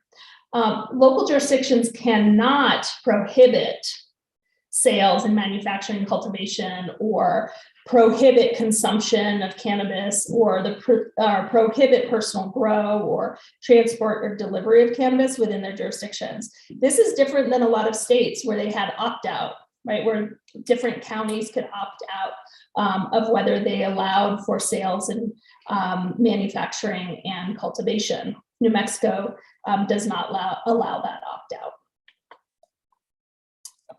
And I'm going to sort of run through these. This is very dense because this bill is huge. This law is very complicated, and there are now lots and lots of regulations. So yeah, I encourage, if there are questions, I'll make sure I don't go too, don't become too long-winded, and we'll have a lot of time for discussion. So I thought also this would be of interest to this group. In the law, it is required that a public health advisory board be created to monitor the public health patterns and emerging data relevant to legalization of cannabis. And this board is managed by the Department of Health. And you'll see that there's certain information actually in statute that they're required to look at. Youth access is one of those, road safety, workplace safety, ER visits, looking at educational needs for youth and adults. This is really important that we start looking at what our prevention and education curriculum is as it relates to cannabis across the state, product safety, things like that. So a board has been named, and I've included the members there. And actually they're meeting right now. I was able to join their meeting for a little bit this morning. And there's a link. I'll be sure to send out my presentation, and so you can access, but you can find their information on the New Mexico Department of Health website. I really encourage folks to get involved in this group. This is going to be the core of our prevention and public health work as it relates to adult use and even for medical. So please, if you're interested, they have public meetings, and there, I assume, will be opportunity for public comment. So I've also pulled out some provisions that I think, both from the statute and from rules and regulations, that I think will be interesting to this group as it relates to public health and as it relates to prevention. So packaging and labeling. important that they have to be in child resistance packaging, that they can't be designed to be appealing to children. It's important around just color and design and size.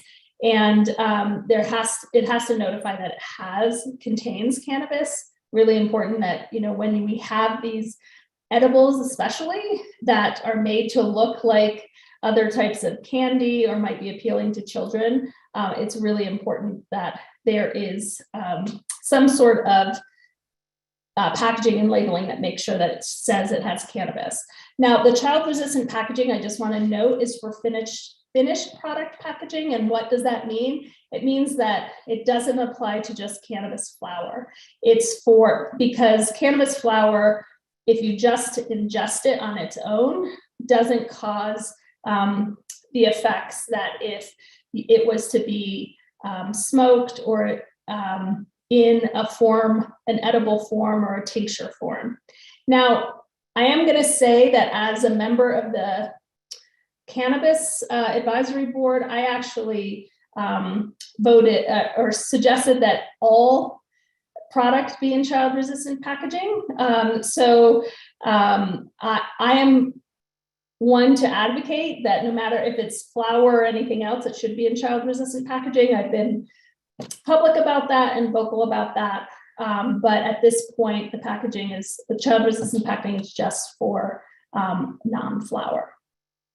It also the packaging has to include warning of possible adverse effects of consumption. And I'll share a little bit of what that language looks like. And then the retailers and the micro businesses, which also can sell, have to be located at a distance from a school, church, or daycare. In the Linen, Air, and Compassionate Use Act, that was 300 feet. And so local jurisdictions can provide a distance that's 300 feet or more. Actually, I apologize, 300 feet or less, because there are current medical establishments that are already 300 feet. And so that's what's under the Linen, Air, and Compassionate Use Act. And so that is what is applied for adult use as well. And I've included a link at the bottom of this page where you can actually look at the packaging and labeling rules that are now online. So I'm not going to read these, but the first two bullets are the actual language that have to be included on the packages when adult sales become legal. I also want to just bring to the attention of this group that there are still some rules that are under consideration and are out for public comment until March 1st. And the two things that I think are most relevant to this group is around the amount of THC per serving. And you'll see these are the proposed rules that edible cannabis finished products for commercial sales cannot exceed 10 milligrams per serving or 100 milligrams in a total container. You would think that people ask, well, why isn't that for medical as well? And it's really important that our medical patients have access to the medicine that works for them and for their medical condition. And for some folks, that means taking more than what would be normally sold in an adult use market. And so the recommendation there are for patients that it shouldn't exceed 50 milligrams per serving or 500 milligrams per container. And that's really important to make sure our patients have access to the medicine that works for them. Advertising, a big thing. So it's prohibited on TV, radio, or public transport, except for adult subscribers or subscription-based radio or television or other media. So we want to also make sure that advertising is not in media outlets that children can necessarily access. It has to be for adult subscribers. It can't be false, deceptive, or misleading. That's really important. And you'll see that back on this slide that the statement on every container has to say that it's not approved by the FDA to treat, cure, or prevent any disease. We know that from experience that many people in the industry started advertising using predatory marketing and practices targeting minors. We've learned that from beyond cannabis, right? When it comes to tobacco and alcohol and other products. So it's very clear in the statute that you cannot use predatory marketing and practices targeting minors, that advertising shall not use cartoon characters or designed to mimic any other product or depict consumption by children who appear younger than 21 years of age. So for example, there was a company in California who was using a celebrity star who was over 21. However, that star only really appealed to younger than 21, right? They were teenagers who followed this individual. So it's also making sure that that would be considered a practice targeting minors if you used a spokesperson who you knew, a company knew would be followed by young people. So those are the types of things New Mexico is trying to avoid. And again, you can see the advertising rules and regulations. There's a link to that. I just also want to mention, in statute language about, obviously it's still not legal to drive under the influence of cannabis, but also importantly, you can't possess, smoke, or ingest cannabis on school property.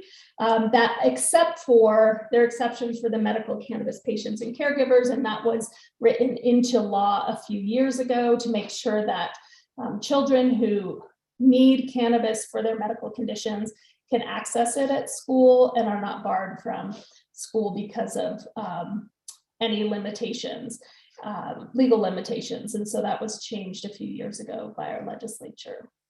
And also, just like alcohol, licensees that knowingly sell cannabis products to a person younger than 21 can have their license suspended or revoked and may be fined up to $10,000. I believe this is exactly the language that's used in the alcohol Emily, statute. Yes. do we want to save questions for the end, or? Yeah, why don't I say, I'm almost done. I have a few more things. I just want to go through the rules if that's okay. That's perfectly great, but I am almost done. The retail rules are also, I know, of great interest to this group. And as I mentioned before, you can't sell alcoholic beverages in a establishment that is selling cannabis. The retailers have to come up with protocols to make sure that diversion's not occurring, that people who are have to be at least 21 years of age and possess that form of identification to be able to access any of the premises of a retailer. And you'll see the second is, as I mentioned before, we do have some individuals who are 18 years of age and older who are on medical cannabis patients, and so they're allowed to enter the premise if they have a valid card showing that they're part of the program. Excuse me. These are also just very specific rules. I'm not going to go through each one of them, but again, these are all created to make sure that young people don't access the cannabis through a retail or a delivery program. So delivery is allowed in New Mexico, but again, the person for adult use have to be at least 21 years of age or older, or be a qualified patient. And there has to be verification at the time of delivery, and or a card if you're part of the medical program. And there's also some pre-verification that has to occur to make sure that the person who is purchasing is actually the person who will be receiving the cannabis. And licensees are prohibited from delivering to college or university designed dormitories or housing. So I am going to stop there. There is so much to this law, and it is, I'm going to stop share here. It's evolving in real time. We're learning a lot. And so it will only be, this program will only be as good as our input into it. And so I always encourage folks to be actively involved as this program rolls out. Again, as I mentioned, there are two bodies that are policy bodies that make comments and suggestions for rules and regulations. That's the Cannabis Regulatory Advisory Board and the new Public Health Advisory Board. And so I encourage folks to be engaged in that. Okay, I'm going to stop there because I know we'll have a lot of questions.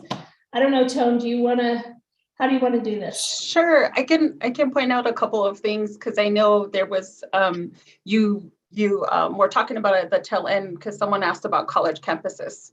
So I know you mentioned it at the tail end of your presentation. And then there's some questions in here regarding who will be charged with enforcement of retailers, RLD, are they getting investigators, other law enforcement?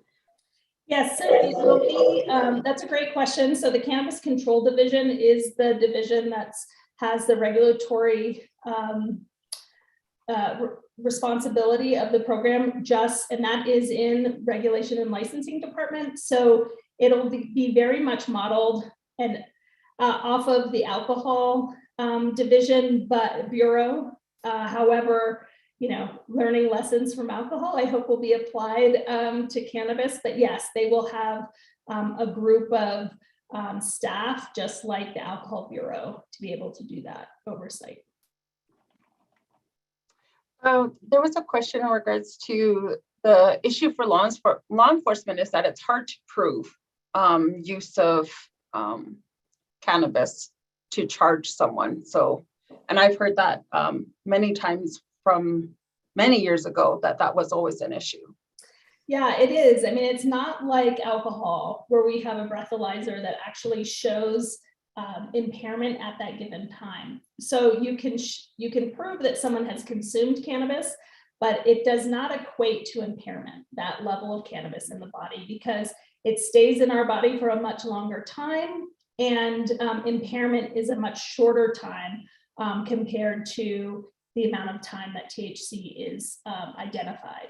And so just like it has always been, I mean, I know that adult use people are really worried about road safety, and they should be in New Mexico. However, there have been so many adults and minors who are using cannabis prior to legalization. This has been an issue. This is not a new issue. And so we encourage that law enforcement utilize the tools that they have at their disposal now. When adult use, well, it's here today. We have people who can grow their own and use. And so we just want to make sure that we're not using technology that does not equate to impairment, because some folks have heard about like the swab in the mouth, and it'll show that THC is present. But again, that doesn't equate to impairment, and we don't want to see people being criminalized for use, and also for medical patients. But it's tricky, and I fingers crossed that we will come up with technology that is fair and accurate. Thank you. That's a very good point. I have another question about, are there any consequences for sharing cannabis with a minor outside of retail setting? Yes. So just like alcohol, it's a 4th degree felony to give minors access to cannabis. Now, the thing that the bill did do, or the law now, is that young people are not criminalized for possession in the way they had been. Again, what we don't want to see is that the criminalization gets shifted to young people. We want to see a more restorative approach. And so I'm proud that New Mexico decided to, instead of criminalizing, there are other educational and community service requirements. We also, just like New Mexico did for all fines and fees across the criminal legal system, there are no fines and fees for young people. Because again, what we see is if people have the inability to pay, they end up getting enmeshed in the criminal legal system, and that just snowballs. And of course, we see then the school to prison pipeline. And so I think this law does has fair consequences for young people who possess without criminalizing them. Okay.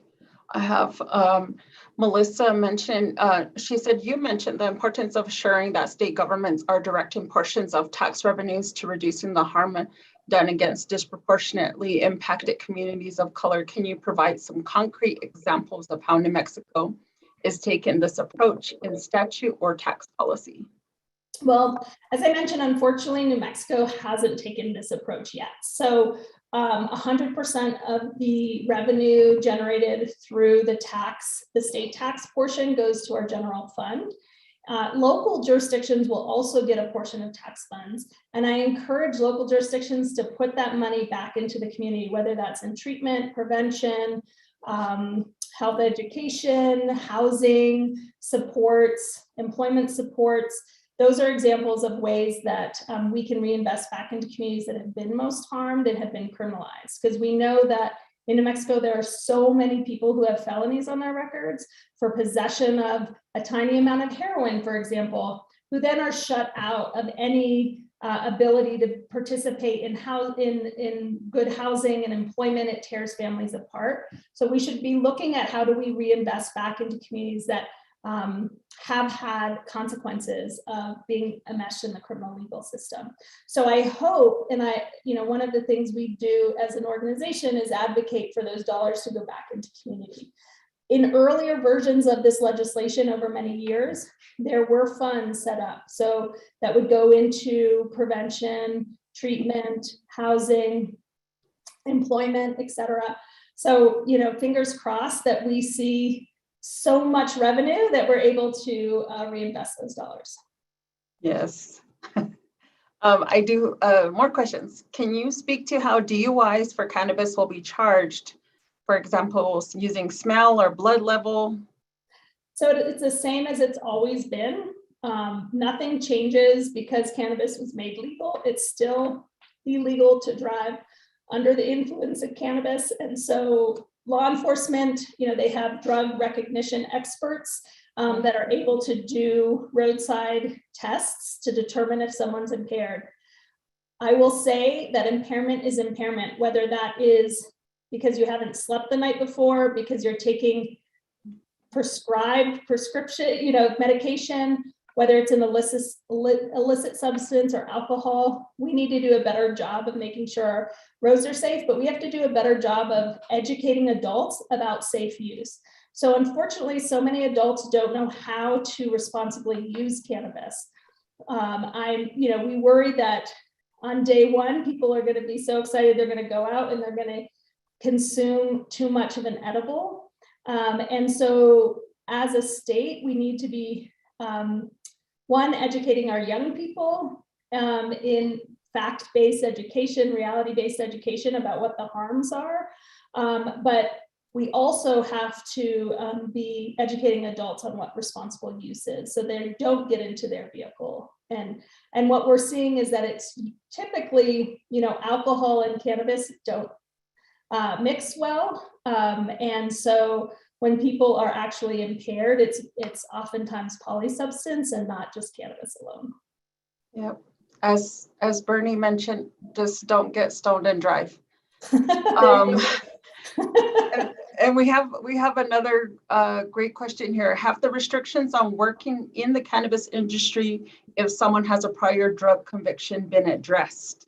Yes, that's another piece of equity, and I'm really proud of New Mexico. So if someone has been convicted, charged, or arrested for cannabis, they can participate in the market in the new industry. And that's really important because someone who may have been selling illicitly in the underground market to support their family, that was the only economic opportunity they had, shouldn't be shut out of the now legal market, especially if they have been harmed by prohibition, because that's so unfair. Here's someone who was selling something that was illicit, but now is made legal. They should also be involved. I also will say that that's a really important step to dismantling the underground market and the illicit market. If we can't let people into the illicit market,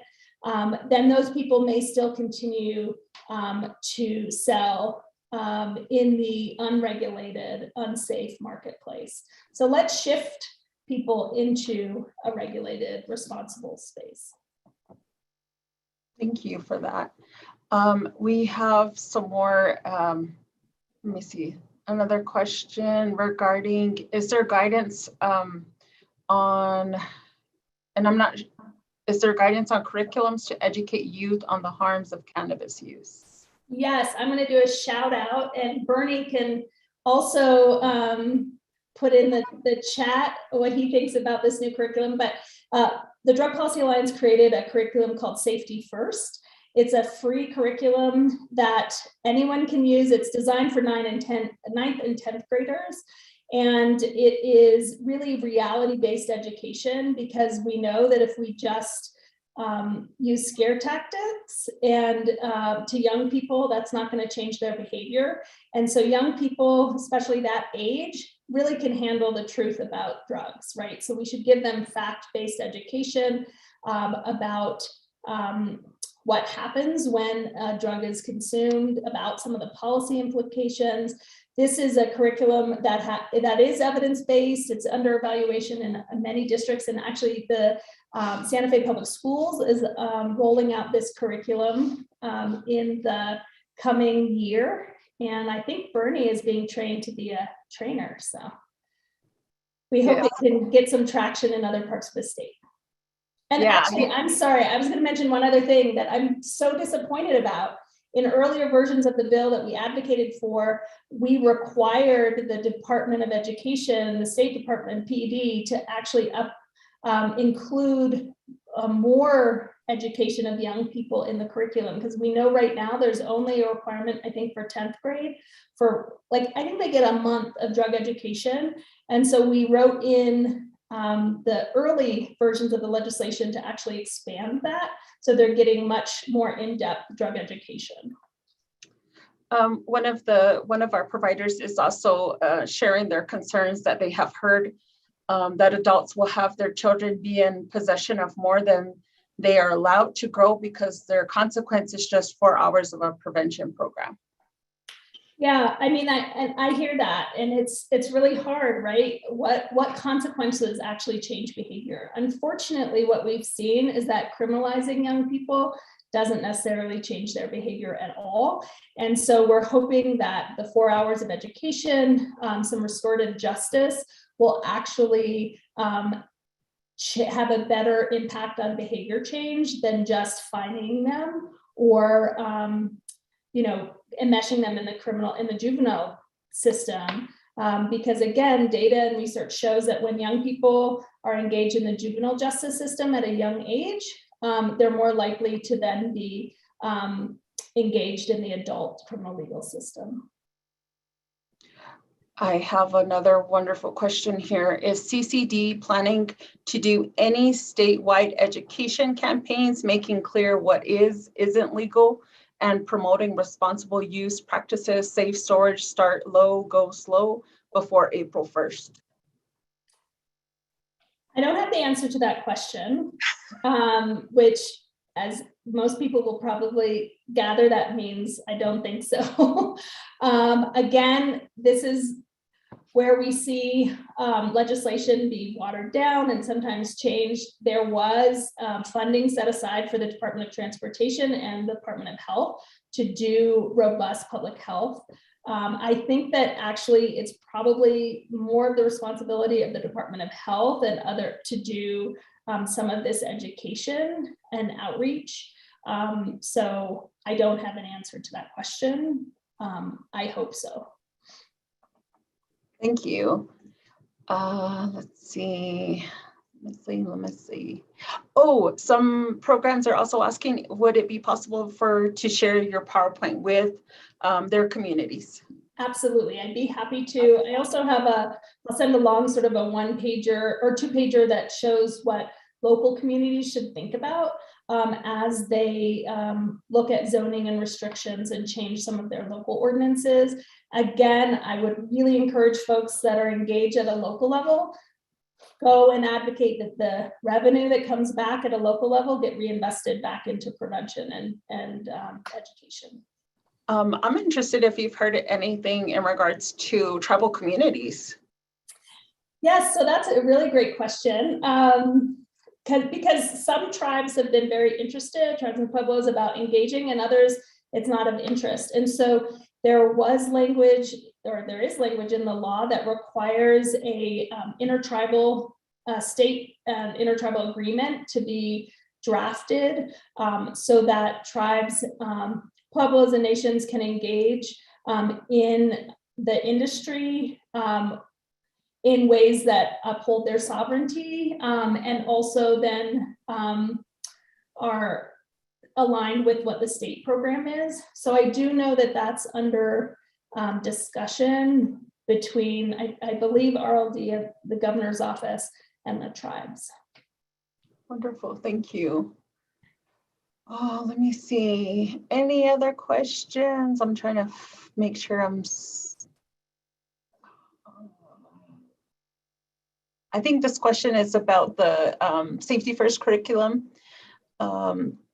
Doesn't the evidence suggest initiation of marijuana and alcohol and other drug use beginning long before 9th grade, like more like middle school? So kind of leading back to maybe why the curriculum doesn't start at an earlier age. I'm assuming that's probably what they're asking. Yeah, no, that's a really fair question and really important. This is not the only curriculum that we're advocating for. This was just designed for a specific age group when, so that it's that age where they can handle sort of the types of information that's getting presented, and also sort of more critical thinking about how to get involved, like how is drug use impacting their community and their families and their friends, and how they might be able to get involved in policy change. And I really urge everyone to go look at that curriculum. It'd be awesome if there was a way to develop it for younger ages, because absolutely we're seeing, especially in New Mexico, initiation is much younger. Wonderful. And I appreciate that, Phil put in here every single time he's at a stoplight on his motorcycle, he gets a face full of weed from the car in front of him. So it's been that way for years now. And I think you've definitely talked about that. This has been a long time coming to kind of see how this is going to be rolled out. I appreciate your summary of pulling all of this together for us and being able to share your expertise with us, give us a great version of what the progress has been made, and also things that where we need to advocate on our ends as much as possible, or begin to see what we're able to do within our communities. So I appreciate your presentation. Thank you for being here. Thank you, Joan. I really appreciate it. And yes, this is such a big change for New Mexico, and so I'm glad you could attend our meeting and tell us more about it. I know that many SAPT providers and prevention specialists across the state are thinking about how to incorporate marijuana use prevention strategies targeted toward New Mexico youth in the face of this change. I welcome everyone who would like to discuss prevention efforts in this area to attend a breakout tomorrow at 10 a.m. Paula Feathers of Kamama Consulting will be facilitating an opportunity to consider cannabis prevention with other preventionists. In the breakout, Paula will be facilitating discussion on the needs, feelings, and hopes of prevention, key challenges and support needed for successful implementation in the breakout, preventing cannabis misuse, contemplating the journey. The session is tailored to promote interaction with others and will provide a variety of group activities. I hope you will consider joining her tomorrow. So thank you again, Emily. I just wanted to give that quick wrap up. I appreciate your time. Thank you. At this time, we're going to break for lunch. Well, actually, that's a little too early, but I think it's okay. We're going to, don't log off yet. Okay, hold on. We're going to break for lunch. Let's see what it looks like to have these discussions with a space full of weeds. Sounds like, oh no. Checking what Corey wrote, everybody's laughing. Thank you for your time and attention this far. I know that a full day of Zoom can be challenging, During lunch, I encourage everyone to take a step away from the screen. I know you're all busy. You may be tempted to catch up on emails and other work during the break, but I hope you will be able to step away, come back refreshed and ready to go. Go grab your favorite lunch meal. I look forward to seeing everyone after lunch. We will meet back here at 1:15, promptly at 1:15. So you are being released a little early. So have a great